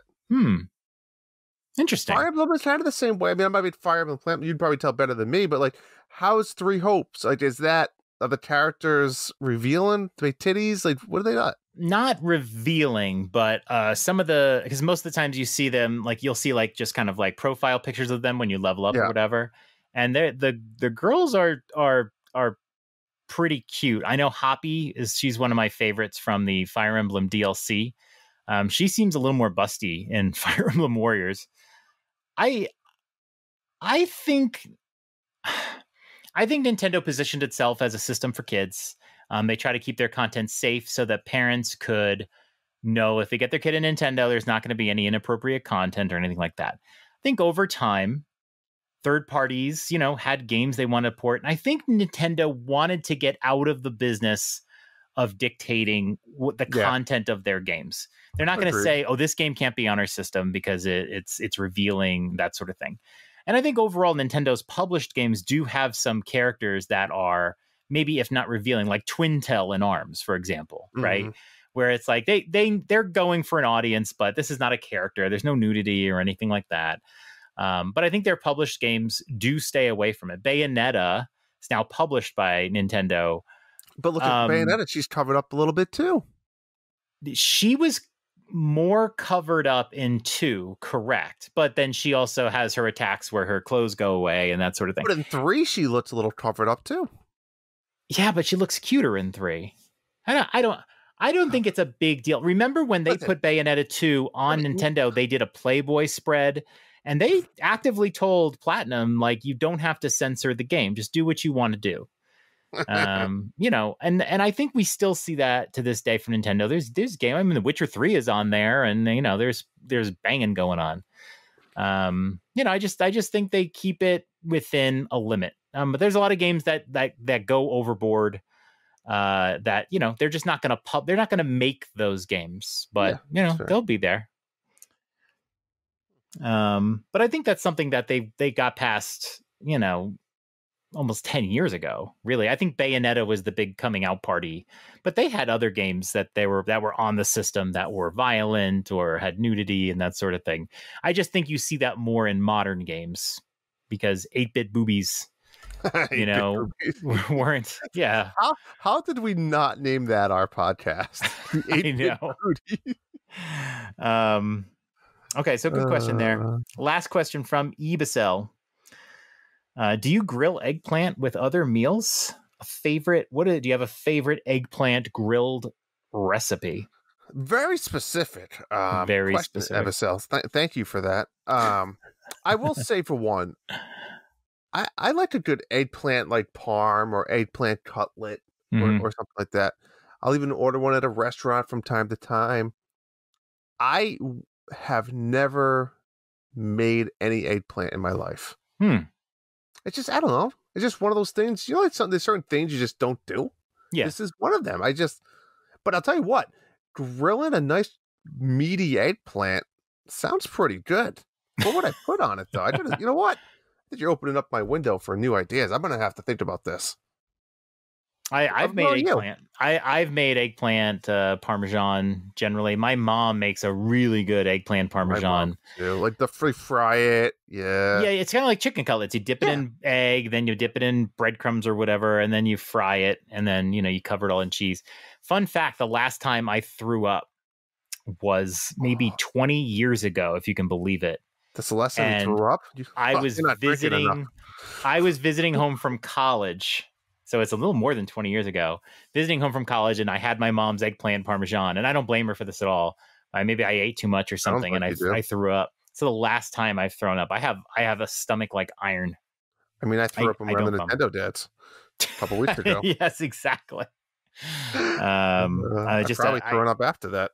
I don't like to throw up, so I think I just avoid situations where I'm going to overeat or whatever, because I'm like, I don't want to feel sick later, but. Eggplant did it. Throw up from eating too much. I mean, no. Usually eat much. Something. Yeah, you eat something bad. I mean, I don't like over drink or anything like that. Yeah. And but it's weird. I've been times where I felt like I was going to, and I just never did. All right, so that was good. Yeah, talk about the news. Yeah. Now we are going to switch to what you've been playing. What we've been playing. Drew, we have both played Mario Strikers Battle League, and we haven't talked about the season yet. Correct. And we've talked a lot about, you know, what we like about this game and all that. So what did you think about season 1? How did it go? How does it affect you? I love the competitiveness. I love playing a match, winning or losing, but I didn't lose many times. And just seeing the numbers go up, my stats increase. I love that community. I love any video game that shows progress in an online fashion. Mm-hmm. I don't know why. I enjoy that you have the ability to, just like you collecting the cards in Switch Sports, have the ability to show off, look at what I did, right? And that kind of what the whole point was with the club. So I enjoyed that aspect of it. I really enjoy kind of the 1 week concept, the 1 week on, 1 week off. At first I was hesitant, but now I'm kind of welcome in it. I kind of like it. Once it's get into the groove a little bit more. But yeah, overall it was just a plain season. And I think we played a lot of strikers before the season started, right? We were trying to grind out tokens. Tokens, yep. And we realized we knew we might get some tokens from the season, which we did, 5,000. And I was thinking, I wonder if that has to do with what division you're in. So now that we're in Division 3, will we win 8,000 if we win this season? Possibly. We could make more. It's going to be, I think the games are going to be tougher for sure overall. Yep. The games will be definitely tougher. Yeah. What about you? I really enjoyed it. It was everything I thought it would be, which is when you win, you don't feel like you're just winning for yourself. You feel like you're winning for your club, and you feel a little more proud Yep. of everything.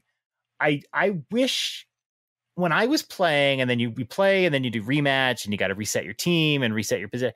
I wish you didn't have to do that over and over again. I wish you could just rematch with the same characters and jump into a game. I just hated going through it. It also felt a little laggy when you picked your characters. A couple times I missed selecting a character and it got messed up. Sounds like a user error there. One other really nice thing would be like, you're playing, rematch. I wanted to check our division rankings. I wanted to see where we had gotten to. And so sometimes I'd have to quit and then go check the division rankings. I would post in the chat and say where we are. And then I'd go back in. And I really wish it would just show you your new ranking at the end of every match. Right on that rematch screen or right on the loading screen or something. Mm-hmm. I agree. They could have thrown it up there. Yeah. And by the way, that rematch button is so badly named. You're not playing the same team or anything like that. No. It's not really doing anything besides just hitting net. It should just say next or play again. Yeah, exactly.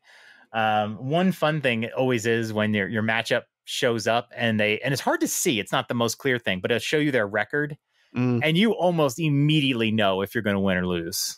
It's tricky though, because it shows the club record. Right. Yes. You might get the crap person. Playing the stud, or you could play the crap person. Exactly. You don't know. Yeah. But like, it'll come up and you're like, some guy comes up and it's like 0-3. And you're like, yeah, you're going down, dude. And then you see our stats like, 200, 300. You're like, oh. Awkward. I really enjoyed it. I'm curious to see how much I'll play season 2. I'm excited for it to start up and seeing what the game is going to be. But I'm like so locked into Monster Hunter right now. But I'll be going in and playing it. And we played a bunch of times together. It was fantastic.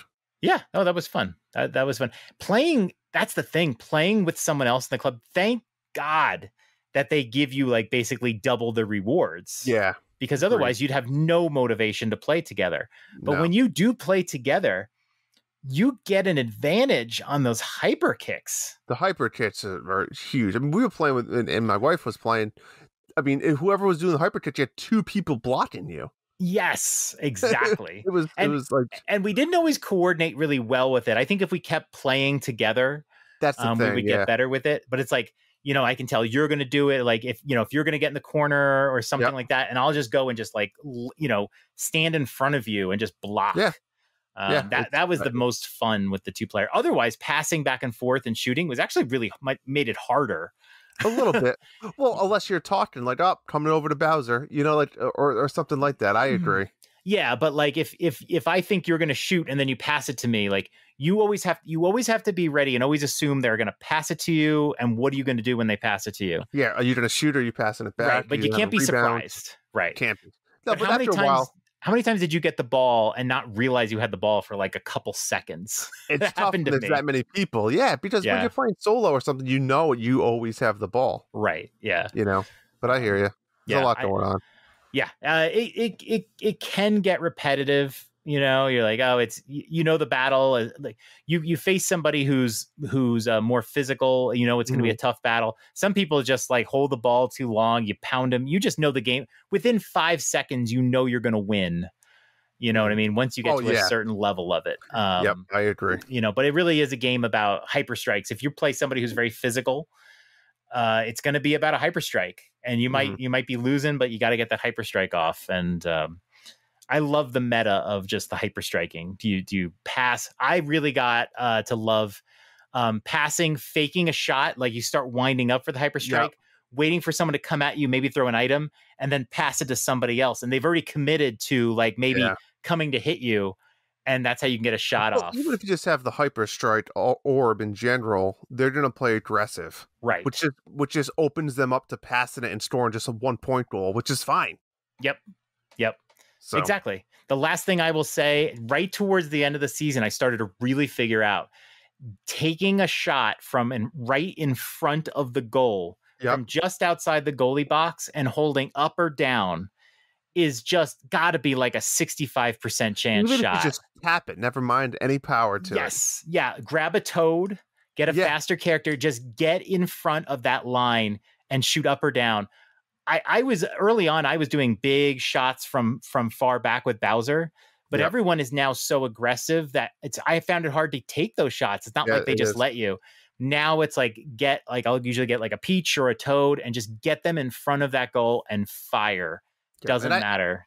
That's works. The money. The lob shot, the lob passes back and forth. If you can really get down to the bottom and pass it up to the top, like it's almost an automatic goal too. Just boom, boom's gonna come over to you. He comes down, right? Exactly. Yeah, you got to get that flow. There was some games where I was scoring so many goals like that they started to take shots from the front of the goal. It was like almost giving away strategy there. The other thing is if you have a mushroom, it like doubles your chances of scoring the goal. That same method.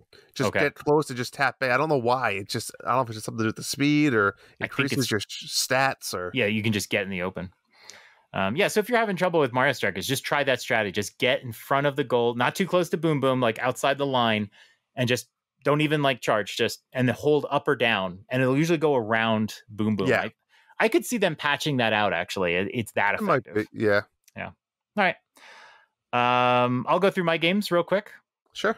I've got a lot of quick updates on this. Drew, I finished Persona 5. Well done. I finished it, I think, the day before Monster Hunter Rise came out. So excited. Is this the first Persona game you played or no? Second. I've played through Persona 4 Golden. 84 hours to completion. Woo. There was things I loved about this game. There was things I did not love about this game. But overall, I enjoyed the game. It's a long game. I don't like playing games that are this long. Did it feel repetitive being that long? Yeah. It has to be. When you go through the palaces, there is a sort of the fighting style really is you get into a battle, you try to find what element the enemy is weak to. And if you hit them with it, they'll like go on the floor with stars around. And if you get them all with stars, then you do like a big attack. It's just over and over again. Just find the little attack over and over. Definitely good and bad to this game. I will say it's one of those games that when you're done with it, you're like, oh man, if I play this game again, I could do so much better. Because there are systems you're learning throughout the whole game. And then by the end of the game, you realize, oh, I should have done this. I should have done that. I should have gotten maxed out my relationship with this character. I was about 70 hours in before I unlocked the ability to change party members in battle. I just didn't realize you had to go talk to the girl who plays chess at the church. But I can definitely see playing this game again, playing the Royal version, because one of my biggest mechanical complaints about the game is you're always lacking for SP, like magic points. Okay. You're always lacking for it. And it always seemed to be that lacking SP is what made you end your day and go try the palace the next day. But it turns out in Royal, they give you so many ways to save SP and get SP during battles. So I'm like, oh, they fixed that in Royal. Royal is a much easier version of this game. I can tell right away. Okay. There's like 3 new characters and SP is much better and that. So I can definitely see trying this again on Switch if it performs well, and just experiencing the Royal version. But I was so happy to finish this and play anything else on PlayStation. And I have not played anything else on PlayStation since I finished this game, but I will. Returnal, I'm not going to talk about Returnal. I don't think it was for me. I played 6-7 hours maybe of it. It felt, even though it's a third person roguelike, it feels like a shooter. Just the whole soul of the game is a shooter. I just realized I just really didn't want to go back to it. I was playing Persona and I was like, I think I'm done. It's fine. It was a PS Plus game. I gave it a try. But in the end, it started off great, but not for me. I didn't really enjoy it. Slay the Spire. I beat the Silent Ascension level 3. Killing it. I think it took me 9 months to beat Ascension level 3 on the Silent. Then you'll just hit a groove. You're gonna hit a groove and you're gonna cruise. I know. And all I really need to do is to beat one more Ascension level, and then I'm gonna move on to the third character. What's he called? The Glitch or something like that? Well, there's 4 characters. There's 4, but there's the Witch, and then there's the. No, isn't the Glitch? I think he's the Glitch. The purple. There's the character with little orbs around them. I think it's the Glitch. That one's That one gets tricky. I've had a successful run with all 3 characters, but since I reset my game when you started playing, I'm trying to get just 2 Ascension level 5 before I move on to the next character. Like Ascension level 5 is my finale. The defect. The defect. And then the Watcher is the purple one. Right. So if I can beat the Silent Ascension level 4, I will move on to the defect. And then I have never played that 4th character. But I'm going to go through the defect and get to Ascension level 5, and then I will play the Watcher. So yeah, still working on it, not actively. Switch sports. I still love playing soccer. I played with some of the shittiest teams I have ever played with today, and they are all A rank, and it is so hard to get to A rank, and these people sucked balls. Maybe, 4th of July weekend, maybe they had kids over playing on their account. Maybe that's what it was. They were awful. Maybe that's what it was. They weren't the actual, just horrible. And probably wasn't the actual. Yeah. We lost so many games. It made it so long, but I did finish my sheet. I unlocked the Squirrel, the new clothes. I can't remember what it was. It was like one that was just like a little top and short shorts. I think it's like dancer outfits, but nothing I really liked. But I've gotten every item in the game so far. So wait for next Thursday. Still no Nintendo themes. When do they drop the Nintendo themes to draw people back in? I am hoping they'll pair those with when golf comes out. I'm just waiting for golf, which I think is the fall, right? I think we're still ways away. It's the only reason I bought that game. Yeah. But yeah, I always make a point to unlock everything on the sheet. But I'm telling you, I'm really good at soccer. I'm really good at soccer. I love it. And then, yeah, I've been playing Monster Hunter Rise Sunbreak, which I think I'll just wait till next week to talk about. It's just, so far, it's just Monster Hunter Rise, just more quests to do. But there are some new game elements there. I'll talk about that more next episode. And I am playing Fire Emblem Warriors 3 Hopes. It is not, I thought it was going to be the best Warriors game. It is not. It's battling Warriors was the best one. Probably, and I think, not Age of Calamity. The original Hyrule Warriors was the original Fire Emblem Warriors I think is my favorite still. The thing about this new Fire Emblem Warriors 3 Hopes is that they don't have bosses that sort of match the Hyrule Warriors games. Hyrule Warriors had like big dragons, big enemies from Zelda lore. But you could unlock the Chain Chomp as an item. Yeah. That was cool. This game tries to hype up the bosses, but it's just other characters from 3 houses. That's not fun. She's just fighting a smaller character in a way. Yeah, and it should be fun to see these characters come onto the screen and say, like, today I saw Catherine, and I saw I can't remember her name, the purple-haired girl. I love those characters, even though if I can't remember all their names. In Hyrule Warriors, you want to fight something big and like, hack and slash it. That's what you want to do in these games. Yeah, they really try to sell like, oh, here's a character from 3 houses you remember. We're going to fight Dimitri and all that. But they don't make the moment big. Like the character will just show up and then they'll do the dorkiest, worst animation, which really suggests to me that this game wasn't done. Just a character going rah rah with nobody around them. It's so fake. It doesn't put you in the moment. Yeah. And what it really needed was animated cutscenes or something. There's not enough animated cutscenes. It's the same stuff over and over again, but I need those differences. There's not a lot of great story beats. So many of the conversations between the characters are war strategy. Oh, we have to go to this castle. We have to do this thing.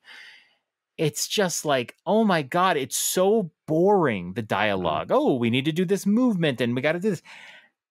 Where's the story? Where's the drama of all this? I mean, it's a Warriors game. But the first Fire Emblem Warriors had great storytelling. This one does not. They just try to shove all the 3 houses characters in, and they thought when they showed up on screen it would be fantastic. It's not. It's really dull. But I'm going to play through it with the Black Eagles. I don't know if in the future I want to come back to this and play as the other houses. I really don't know unless there's some, cool thing. And it's certainly not going to happen anytime soon. So I'm a little disappointed in it. But that's what I've been playing. How about you?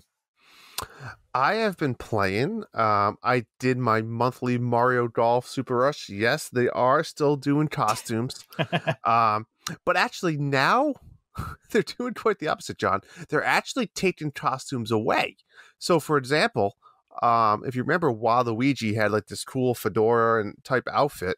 Mm-hmm. Now you can unlock regular Waluigi. Ooh. And that's what they've been doing. You can unlock just the characters without their golf outfits. It's really going poorly. But I'm curious. I mean, it's been over a year now. This game came out last June, and they have a July one. So how long do you think they'll continue to do this? Well, it sounds like they're doing very cheap updates, so I guess they can go a while longer. How many characters have to have plain clothes now? Well, Bowser does not have anything yet, and I want something for Bowser. So playing that. I did that.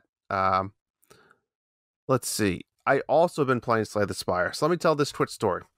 So on vacation, the first 2 nights we stayed at Legoland. The third night we just stayed at a Marriott nearby, so we had to do some other stuff in the area.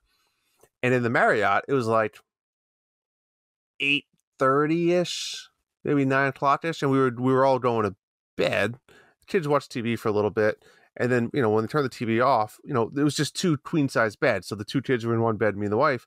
But it's all one room. So I couldn't watch TV. I wasn't really tired. I said, let me play a game of Slay the Spire. And I was messaging you. I was having the run of my life. I was like, I'm gonna fucking play this game, and I beat Ascension level 19. And I was so excited. I took the screenshot and I messaged it to you, right? I don't know what time. It was 11 o'clock, whatever time it was. I messaged it to you and I was tired. Like I was exhausted for the whole day. So I messaged it to you and I went to bed. Well, John, it didn't fucking save. What? It didn't save because when you beat the game, you have to because it's mobile. You hit the heart, you hit next, and then he dies. And the stats come up on the screen, and you have to hit leave. I never hit leave. I know. I thought it was like messing with me. The next time I loaded it up, I started my game, just normal, habit. And at the top of the screen, it said A19. I'm like, that's not right. So I abandoned the run, and I went back to the menu, and I was like, what? Hit the arrow. Like, it wasn't like I didn't have A20 unlocked. Wow. Unless it was a glitch or something. I don't know. I don't know what happened. Unless there is no A20, but I'm pretty confident there is. I don't know what happened. I still have to beat A19 again, and I can't beat it now. Wow. I know. That sucks. That sucks because, as soon as you beat the game, they should just update your save file. It should. And it's weird because it's like... Did you quit out of it in any way? I'm talking as an iOS programmer here. Maybe at like a later date, like not that, okay. Maybe the next day or something. I closed my apps. I don't know. You know what I mean? Once you hit home, it should actually save it for realsies. So really, it really is requiring you to hit that leave. Because I've been playing this game 165 hours on my phone. It saves after every like battle or check mark on the map. It saves it. So if I close the app and I reopen the game back up, it says continue. And it will go to that spot on the map. So worst case, it should have at least went prior to the final boss. Yeah. And I would have to fight the boss again. Huh. Yeah, you're right. And it didn't. It just said play. And I'm like, it's weird. I don't know what happened to it. That weird. It might be a bug. Also been playing Sonic Origins. I like Sonic. I had a Sega growing up, so I played Sonic. I played through Sonic 1, Sonic 2, and Sonic 3. In Origins or when you were in Origins? In Origins. Wow. Played through all 3 of them, beat all of them. Sonic CD, I wasn't feeling it. It was weird. There's time travel. It got tricky. I didn't really understand it. I just said, this game's not for me. So the first 3 games were cool. Sonic 1, you can play as Sonic, Tails, or Knuckles, which you can't do in the original one. Right. And each one adds a different little flavor of playstyle. So I played as Knuckles. Knuckles can stick to walls and then climb the wall. So it's kind of cool if you want to reach high platforms, you just have to jump in the wall and climb up, which was pretty fun. Sonic 2, I played as Sonic and Tails, so you'd play as both of them, which is kind of fun. Tails can kind of pick up Sonic and move him to different places. And then in Sonic 3, I played as just Sonic. But in Sonic 2, I collected all of the emeralds, which I've never done before. And if you collect all the emeralds, you get Super Sonic that you turn into the yellow Sonic, and is he invulnerable? And I think he's invulnerable, and he's wicked fast. Wicked fast. Wicked. And you have to get 50 rings, and then if you do, the rings now start counting down. The rings like a timer. So you can collect more rings, but if you run out of rings, you lose Super Sonic. Never done that before. It was a lot of fun. It was awesome. The final boss battle was tricky because it's like 2-staged, and even after you beat the first stage, it doesn't save. If you die, you have to do them all again. I will say this. Sonic 2 is far superior than any other Sonic game. Like, just that much better than 1 and 3. Every level. Not a surprise. I mean, 1 was, the first iteration, and they're going to improve on it. 1, it's just, there's a lot of worlds and levels that are just like, oh my God, I hate this. And then 2, every world was like awesome. Really good. So a lot of fun. I like the variety of playing. There's like a mission story mode, which I didn't really understand. I think you have to start from the first game and you play through them all. I'm not really sure. I didn't really dive into that. I'm not a big achievement guy for this type of game. I just played the first 3 Sonic games. My son played them. We had fun. That's it. I'm done with it probably. Are you just really good at Sonic, or is there like a rewind feature or anything like that? No, there's no. You've played through them before, so. I will say what they did do differently in this game. I'm sorry, this did make it a lot easier. Was you have unlimited lives.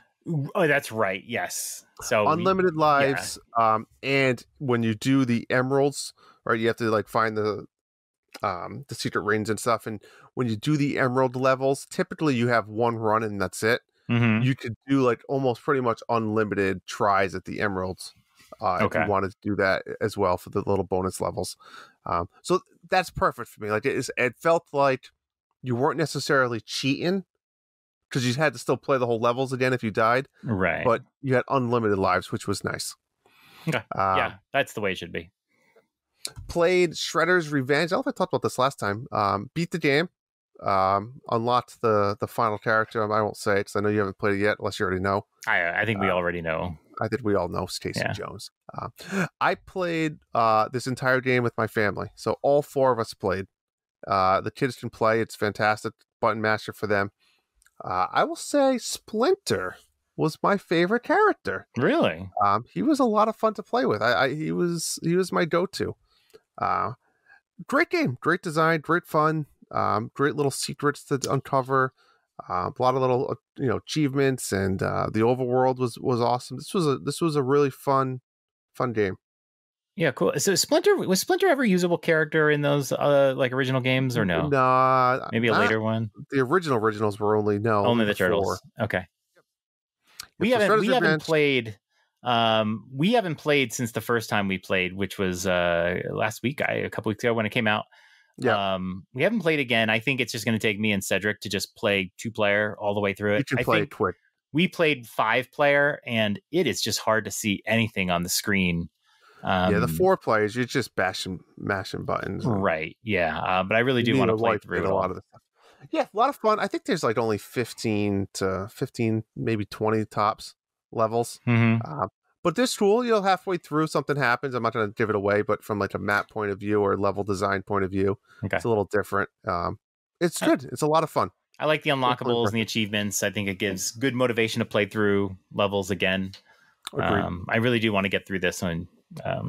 Cool. Last game I've been playing, Cuphead DLC, Delicious Last Course.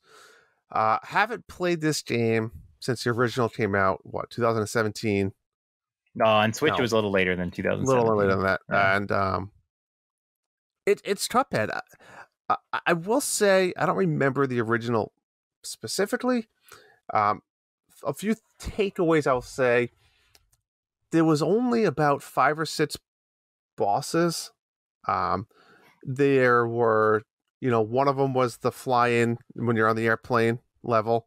That level was a bitch. You have to fight this cow. Oh my god! I heard you talk about the cow. The cow. Oh, eat it.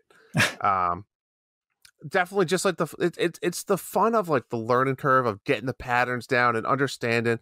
I had to remember a lot of like when you have to do the parries and like get the pink. So you want to. What do you got? You got to hit a button right before it hits you or something like that. Yeah, you jump and you hit it again, and then it parries it, and you get it goes towards your power ups. So there's also a new character, right? The Chalice, Miss Chalice. She's like cheat mode. Let me tell you this. Really? She does a double jump, which the other characters do not do. Okay. Not necessarily cheat mode, but it's a lot easier. I found playing with her. I went back and I played a couple levels or beat a couple more bosses with Cuphead and then Mudhead. Mudman. But she makes the game a little bit easier with the double jumps because you can kind of jump and dodge and then jump again. You know what I mean? Flip around in the air. Yep. So she made it a little bit easier, more exciting. A little disappointed. Do you remember the levels that were like platformer levels that were side scrolling? I think there's like 2 of them. There was none of those. Oh, none of those. Upsetting. Those were a nice little change of pace. Yeah. Instead, what they do, and I don't remember if they had this in the other one. There's like this float-in castle level. And you take the ladder up into the sky, and there's the castle guy up there, and they take away your gun, so you have to fight some type of boss or some type of little level. It's not side scrolling; it's a one screen level with no gun, and you have to do it by doing parries or dodging. And they never did that in the first game. Okay, so that must be the differences they did. Okay, those got to be a little challenging. The second one, you have to fight this horse knight guy. He has a sword and shield, and you have to hit his hair. It gets tricky. That one took a while. It was kind of challenging. Again, you have to just... my advice, if you guys have been playing that one, is stay back, just wait it out. Wait, and patiently attack him when you can. He does 3 moves. Learn his 3 moves and just attack when you can. The map was fine, very small, not a lot of secrets to find. It was funny. I was playing and I put the controller down to make dinner or something, and my son said, "Can I run around the town?" I said, "Yeah, go ahead, buddy." And he found a little secret, and there was like some coins hidden in there. He said, "Oh, look, I found some coins." I was like, "All right, buddy, thanks." They have the shop where you can buy your upgrades again. There's also a little hidden secret maze in the graveyard. That's all I'll say.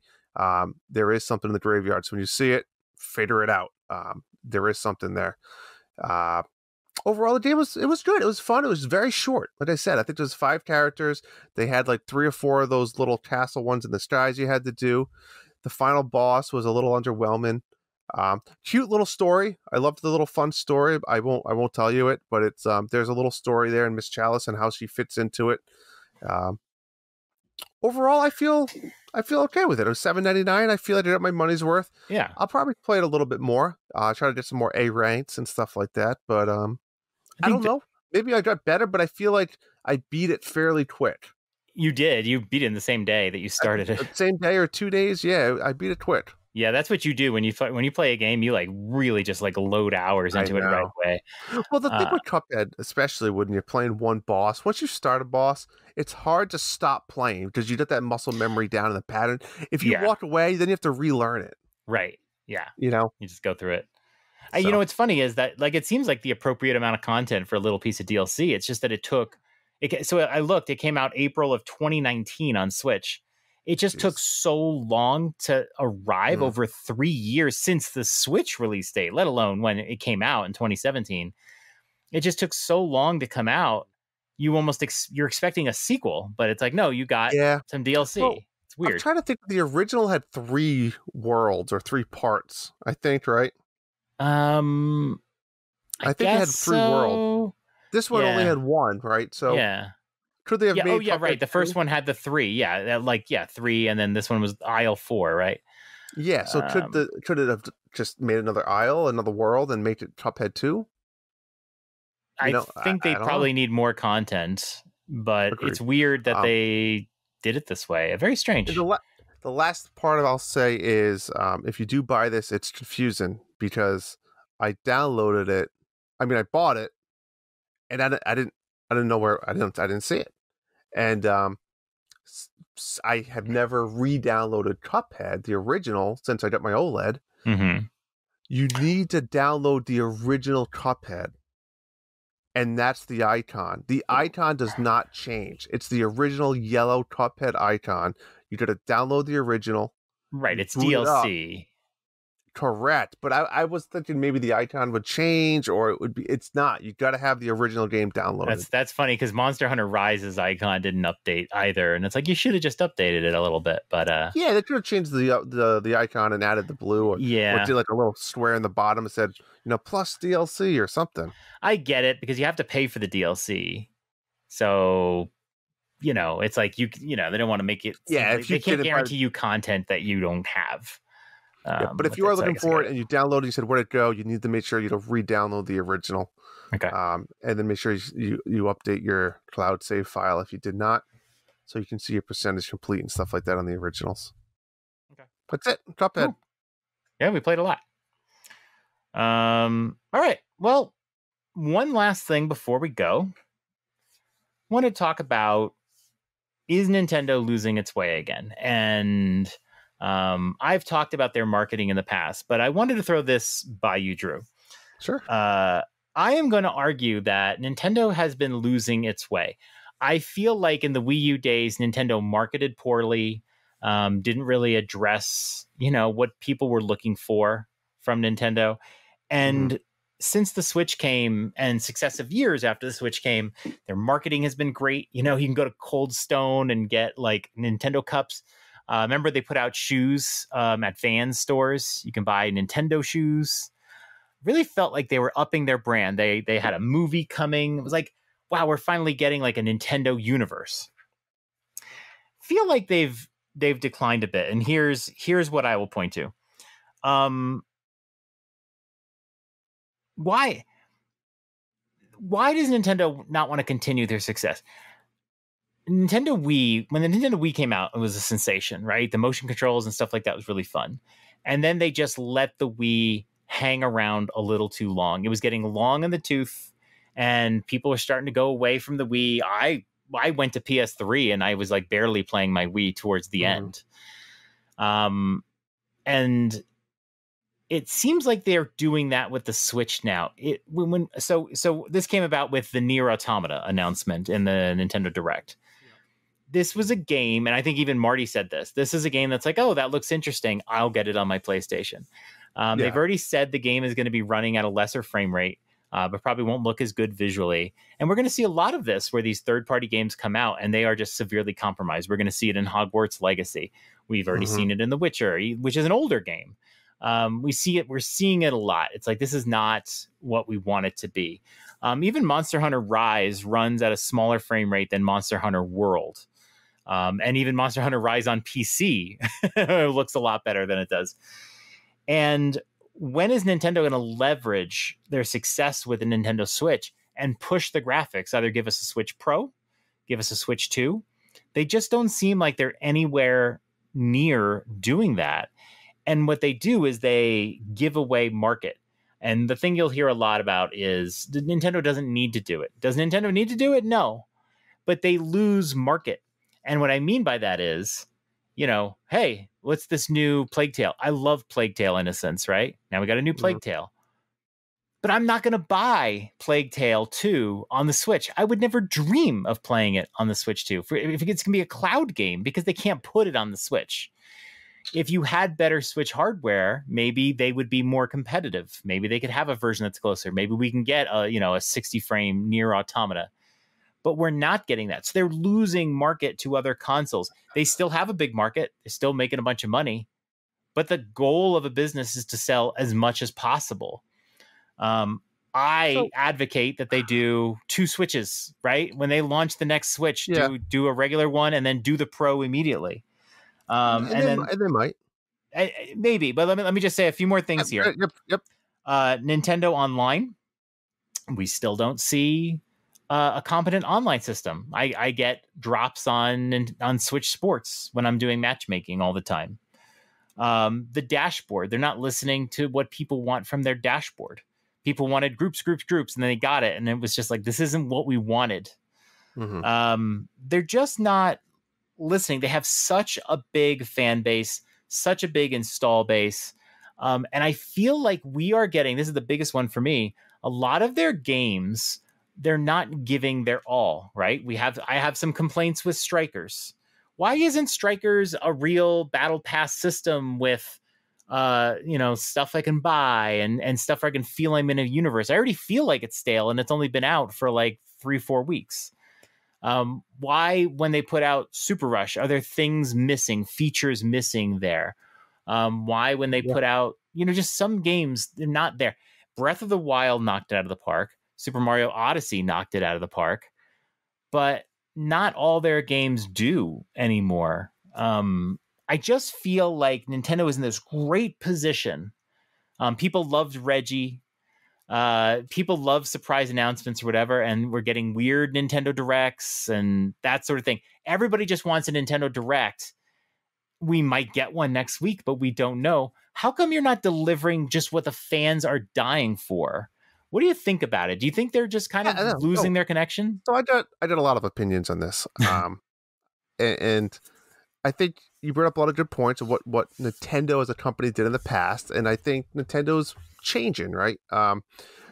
People can talk about Reggie all they want, right? To forever, because they're going to. And Reggie was great, don't get me wrong. And now we have Doug Bowser, who is a behind the scenes more guy, I guess you could probably say. And you gotta remember too, Reggie and Doug Bowser have a lot of influence in Nintendo. They're the president of the American Nintendo brand. However, they're also not the final decision makers, right? They're not the Nintendo, right? You have the whole Japanese market. So you got to kind of find that medium. What I will say is, I think you're a little bit wrong in the sense of, I think Nintendo has been trying to make a name for themselves. And maybe this is the problem. I think Nintendo isn't focusing on, and maybe this is Doug Bowser's doing, non-video game market in a weird way, right? Look at what they've done in the last few years. They're building amusement parks. They're coming out with a movie.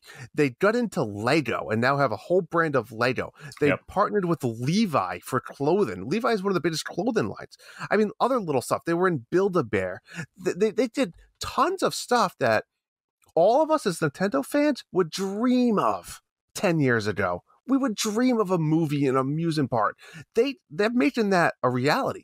And maybe they're focusing too much time on their non-video game market, right? Because Nintendo has always been a lot bigger than just video games. Right. I think another big problem that we have here is 5 years ago when the Switch came out, it was new, it was shiny, it's a great product. But PlayStation and Xbox, I don't want to say they weren't a competitor, but Nintendo beat them to their next generation of games or of hardware, or you could say they were behind. Either way, yeah, they're still behind. But right, really, in the last year or two, now PlayStation 5, right, Xbox, Series S, now that you can buy these things, now it looks bad on Nintendo, right? Because you're saying all these other people that were maybe, tired of PlayStation 4 or tired of Xbox One were like, well, they're getting a little stale. This Switch, it's only $300 and it's shiny and it has Breath of the Wild. So a lot of those people, I don't want to say jump ship, but they said, well, here's something to hold me over, right? And now what's happening is they don't need anything to hold them over anymore. They're getting these big other hardwares. They're getting their Horizons. They're getting their, God of Wars, and they're getting all these other games that they don't, Halo, and they have their stuff. So I disagree with that. I think Nintendo maybe shifted a little bit. I do agree though, like it's been 5 years, folks. Where is their big games? How have we not had a Mario or Zelda? And that makes me both concerned and excited. It makes me excited in, like, are they just waiting for the next Switch, right? But then you look at stuff like Xenoblade, who just guaranteed that they're going to have DLC until the end of 2023, right? If there was a Switch coming out, let's say next year, and we probably don't think it might be happening, but if it was, why would Xenoblade be saying that, right? And at the same time, though, where's our Mario and Zelda? If there's no Switch next year, you can't go a whole nother year without a new Mario game. Why? Why? We don't even have a port. We got nothing. When Breath of the Wild came out and it was such a big hit in 2017, I think everybody said they should make a sequel and just use the engine and put out the Breath of the Wild 2, a game that was being regarded Game of the Year and all that. Put out a Breath of the Wild 2 in a couple years. Like, we just want the same game, same engine, whatever. If you told me it was going to be, I mean, by minimum, by the time Breath of the Wild 2 comes out, 6 years, I would have never believed my you. Mind. Why would you wait 6 years after a game that some people say is the best game of all time? Those are the questions I have trouble even coming up with some far-fetched answer in my head. Right. Like, where are those? Those I don't have the answer for those. I will say, though, you got to think of us, right? We're in a community with a lot of other big Nintendo fans. We watch directs. We follow we're followers of their Twitter page and their Facebook pages and their social media pages. We're a podcaster for Nintendo. We are the majority when it comes to Nintendo fans. How many people are like us? And when I say us, this group of people, right, that are listening to Nintendo podcasts, that are following them on social media, that are watching their YouTube videos, right? I have to say, if a Nintendo Switch has 100 million Switches sold, we're in the 10%, right? We're in maybe the 15, 20% at max. We're probably really in the 5%. Mm-hmm. But of all these people that are doing those other things, are in the 20%. So though we're all bitching and we're seeing the bitching and where's this and where's that, they still have that 80% of their consumer who doesn't care. Whenever the next Zelda or Mario game comes out, they're gonna buy it. So I think sometimes we get blinded by the sense of we're living and breathing Nintendo every day, and that's not a bad thing. I mean, we are. It's a fact. Right. It's just the fact we're waiting every day for the next game to come out. Like, people don't know when the next games are coming out. They have no idea. Yeah. They just see a commercial on the TV and say, "Oh my God, look, a new Mario Kart game, fantastic." But those are the people that might only buy a few games a year, and then just maybe the Nintendo published games, or only if it has a Mario in it, that sort of thing. Mm-hmm. But Nintendo doesn't need to settle for that. I mean, they obviously push news onto the consoles. They try to get you to buy games. They highlight their indies and all that. Yeah, that's great, and that's great to have that market. But I have noticed that, like, I'm always fading from Nintendo towards the end of their console lifetimes. I faded from Wii and played PS3. I faded from Wii U. I think a lot of us played PS4. But here's the problem. I think I played more hours. I think I put more hours into my PS5 currently. Not these last couple of weeks, but like I put more time into my PS5 because I mean, look at it. Look at this. The Switch version of Fall Guys is like, it's not great looking, and that's Fall Guys. I'll tell you what. I mean, just playing Lego Star Wars. On the Switch, and then if I try to find out how to complete a mission on my phone, they're all in. The quality on my phone looks 10 times better than the Switch. Right? Yeah. Well, I mean, that's a video, but yeah, you get to see what it looks like on another console. Playing it on another console, right? Right. Yeah. Which I did not talk about tonight. Me and my son did beat the game. Talk about it again next week. I'll be playing it forever. But yeah, it's a tricky situation. And it makes you start to really wonder and guess, like, what's happening? Are they holding out? And it's a tricky, from a Nintendo point of view, it's a tricky gap, because let's say they have to be playing a new console soon, right? Let's say it's holiday next year, right? Do you put out another Odyssey 2, Breath of the Wild 2 in the spring? If you're going to come out with a brand new console 8 months later? No, I think you would definitely wait. You save it. There's a big difference between, right, like releasing it on the next Switch and the current Switch at the same time versus like releasing it and then 8 months later you have a port. So that's my thing is, I don't anticipate us getting Breath of the Wild 2 or Odyssey 2 or whatever the new Mario game is going to be on this version of Nintendo Switch unless this Nintendo Switch has another 2 to 3 years cycle. And that's bad. I think that's bad for Nintendo. That, or we're not gonna get a Switch 2 that plays exclusive games. That the Switch 2 will play everything on the Switch, and just but it'll look better, because that's all we want. We don't need No, the Switch is a whole perfect. new console. Yeah, but it's like the mobile phone, right? Like every year there's a new model that's more powerful, and for the most part it does everything the same. I agree. Upgrade it, right? Get the 1080, 60 frames per second, but you got to be able to keep it handheld. That's the key. Oh yeah, it has to be. Obviously, you can't have a model that's not handheld. I don't think you can. Nobody wants anything different. I mean, maybe you want some better Joy-Cons or something, but you just want a better iteration. OLED was a good direction. The screen looks incredible on it. I would take like a light that you dock at that. Like I don't need detachable Joy-Cons. That's what I've argued for. We don't need it. Yeah.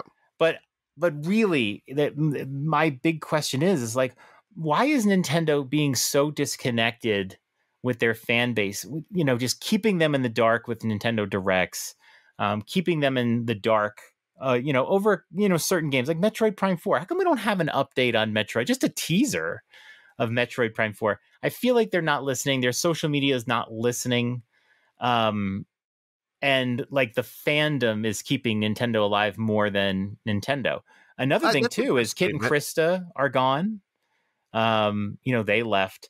Reggie's gone. We just lost a lot of the personalities that were really helpful. Even the treehouse is not really what it used to be, and we barely see the treehouse. Like I said, it's different times to be excited. I'm going to go back to the same points, and I'm not saying Doug Bowser has anything to do with all the stuff that's happening outside of the video game world, but as a Nintendo fan, like I said, I mean, an amusement park, right, a movie, that's all stuff that we dreamed of.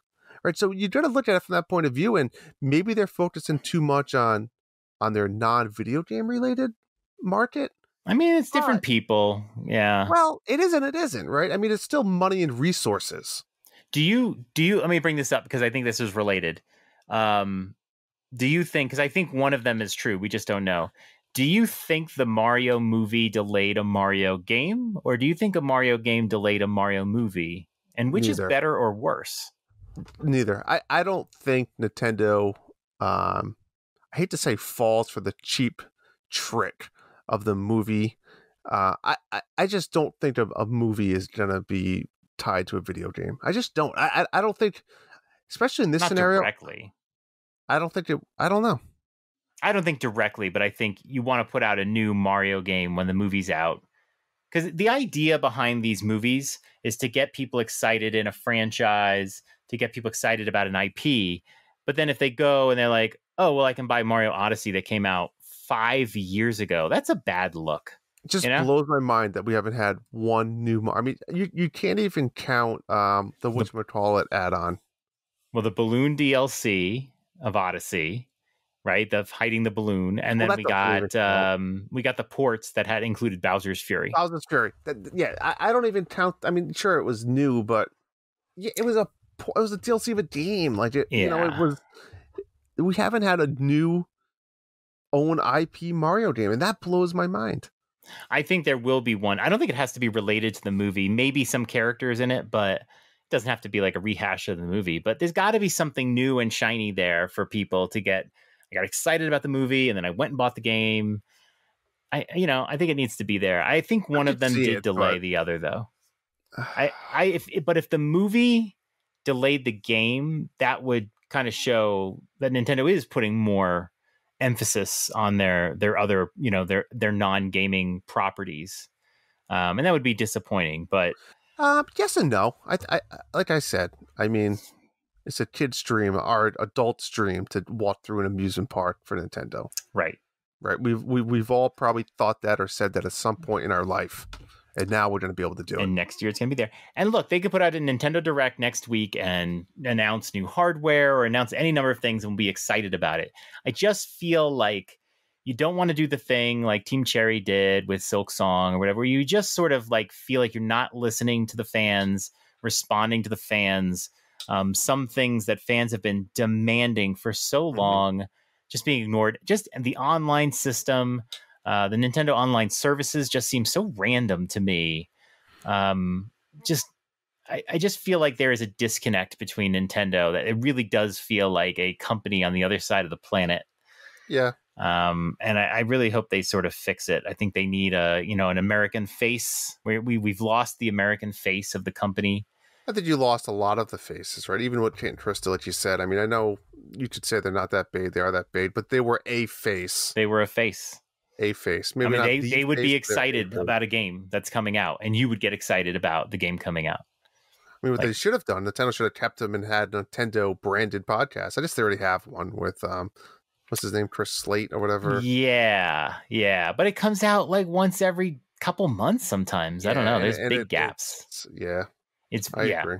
I think going forward, Nintendo just needs to have higher end hardware that can play all the same games, so that you want to keep those power players in. Because if they had better hardware right now, I think people would buy games like Nier and games like Persona more on the Switch.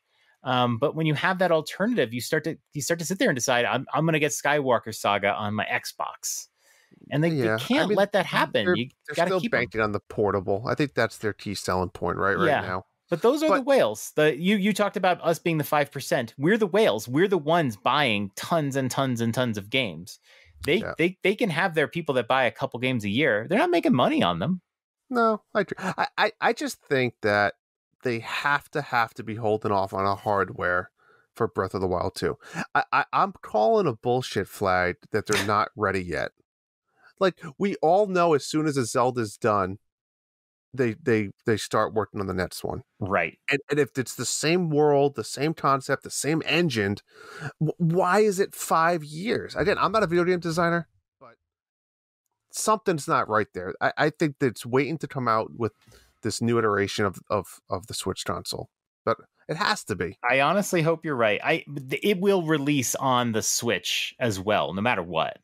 You're going to get a Switch version. There's, according to VG charts, 109 million Switches have been sold. But this should still be the Switch family, right? This should just be another version of the Lite, but the opposite direction. It's the heavy duty. It should be. If you get the new Switch hardware, it will play better.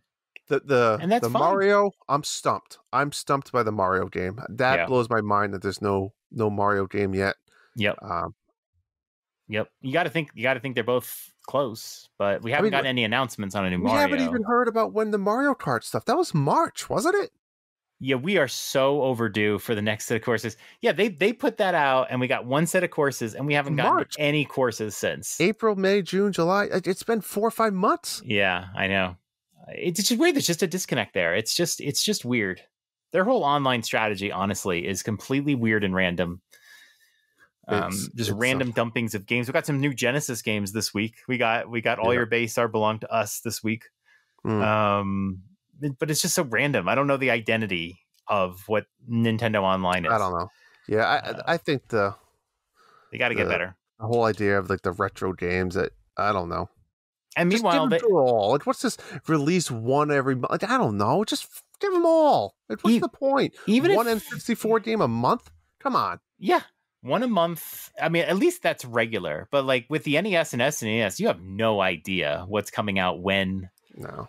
I wish they would just do one a month, even on the NES, just so I know, on the first of every month, they're going to make a new announcement. I can't wait to see what it is. You get one for each one. NES, Super NES, Sega, and N64. Yeah, 4 games. Exactly. But they put out like 3 on an NES or something, and I don't know. I don't know either. Anyways, something's got to be coming. I mean, as far as just the games go, I mean, there's plenty of games coming out. I'm not really worried about that. But Zelda and Mario really got me thinking hard of why. Like, what's the problem? And is it something to do with the hardware? I think there's got to be some type of announcement, right? So like I said, a new iteration of the Switch or new hardware has got to be coming out next year. Has to be. Or we need to get a Zelda and Mario game ASAP. You know what I'm saying? It has to be one or the other. Well, I mean, I think they wanted Breath of the Wild 2 to be there. So, but if Breath of the Wild 2 and a new Mario game are announced soon and they're coming out early next year, we're not getting a new console in 2023. That's a fact. Yeah, we'll see. There's no way. Probably. You're going to have to wait until 2024 then. And that's just going to be a huge monumental mistake because even my Switch is going to languish. I mean, hell, I'll honestly, I've thought about getting like a Steam Deck. I just, the PlayStation Net spots don't work for me. I do play a lot of handheld. Right. But like a Steam Deck or something, I'd play Steam games. Yeah. You know, it's just another avenue for different games. Yeah. So we'll see. All right. I don't know. Alrighty. So what do we got coming over the next couple weeks? Not much. Not much the next couple weeks, though, John. I feel like you asked that question more fluidly in the past, and I feel like lately Well, I'll have to step up my game. The only thing coming out is Klonoa Fantasy Reverie series. Those are remakes of older games, but they're supposed to be pretty fun. So I think a lot of people will check those out. That comes out July 8th. I think that's really it. That's it. We've had a very packed June. We are going to have a pretty busy July when Xenoblade comes out. So I don't think this is any kind of like, there's no games coming out. But just for this next 2-week window, I think it's a little smaller. We've been missing games. Mostly I've been missing games these last few episodes. There's no real great list for it. I double checked though that you did not miss any of this. Okay. Yeah, I mean, July is packed. October is getting full quickly as well. In September, we have Splatoon 3. So there's a lot coming. I am glad for this little break. I have to finish Fire Emblem this week, and then Monster Hunter I'll be playing for a while. But I really want to finish Fire Emblem because I want to get to the Cuphead contest. Got it. I'm going to play Cuphead next. So sweet. Cool. That was fun. All right. Good episode. Good stuff. We're both on vacation, and we did an episode. I'll tell you what, I get more energy when I know I'm not going to work tomorrow morning. Yeah, I know. I do have a 7 a.m. tea time, though. Oh, wow. Well, I'll be up late editing this episode. Have fun. If there is a Nintendo Direct this week, I'll be available. I'm going to hope to see. Yeah, let's do a quick review of it. I'll be very excited to do that. But otherwise, we'll see you in a couple weeks. Yes, sir. All right. Good night, Dads. Good night. The Dads After Dark show is part of the Nintendo Dads family of podcasts. You can subscribe to us anywhere podcasts are available, including iTunes, Castbox, Spotify, and Stitcher. Also, don't forget to leave us a 5-star review. Pretty please. Be sure to join us on the Nintendo Dads Discord in our Dads After Dark channels for some naughty After Dark talk. Follow us on Twitter at @NDadsAfterDark or email us at dadsafterdarkshow@gmail.com. And a big thank you to Family Jewels for our show's music. You rock. That's all for tonight. Good night, Dads. Sweet dreams.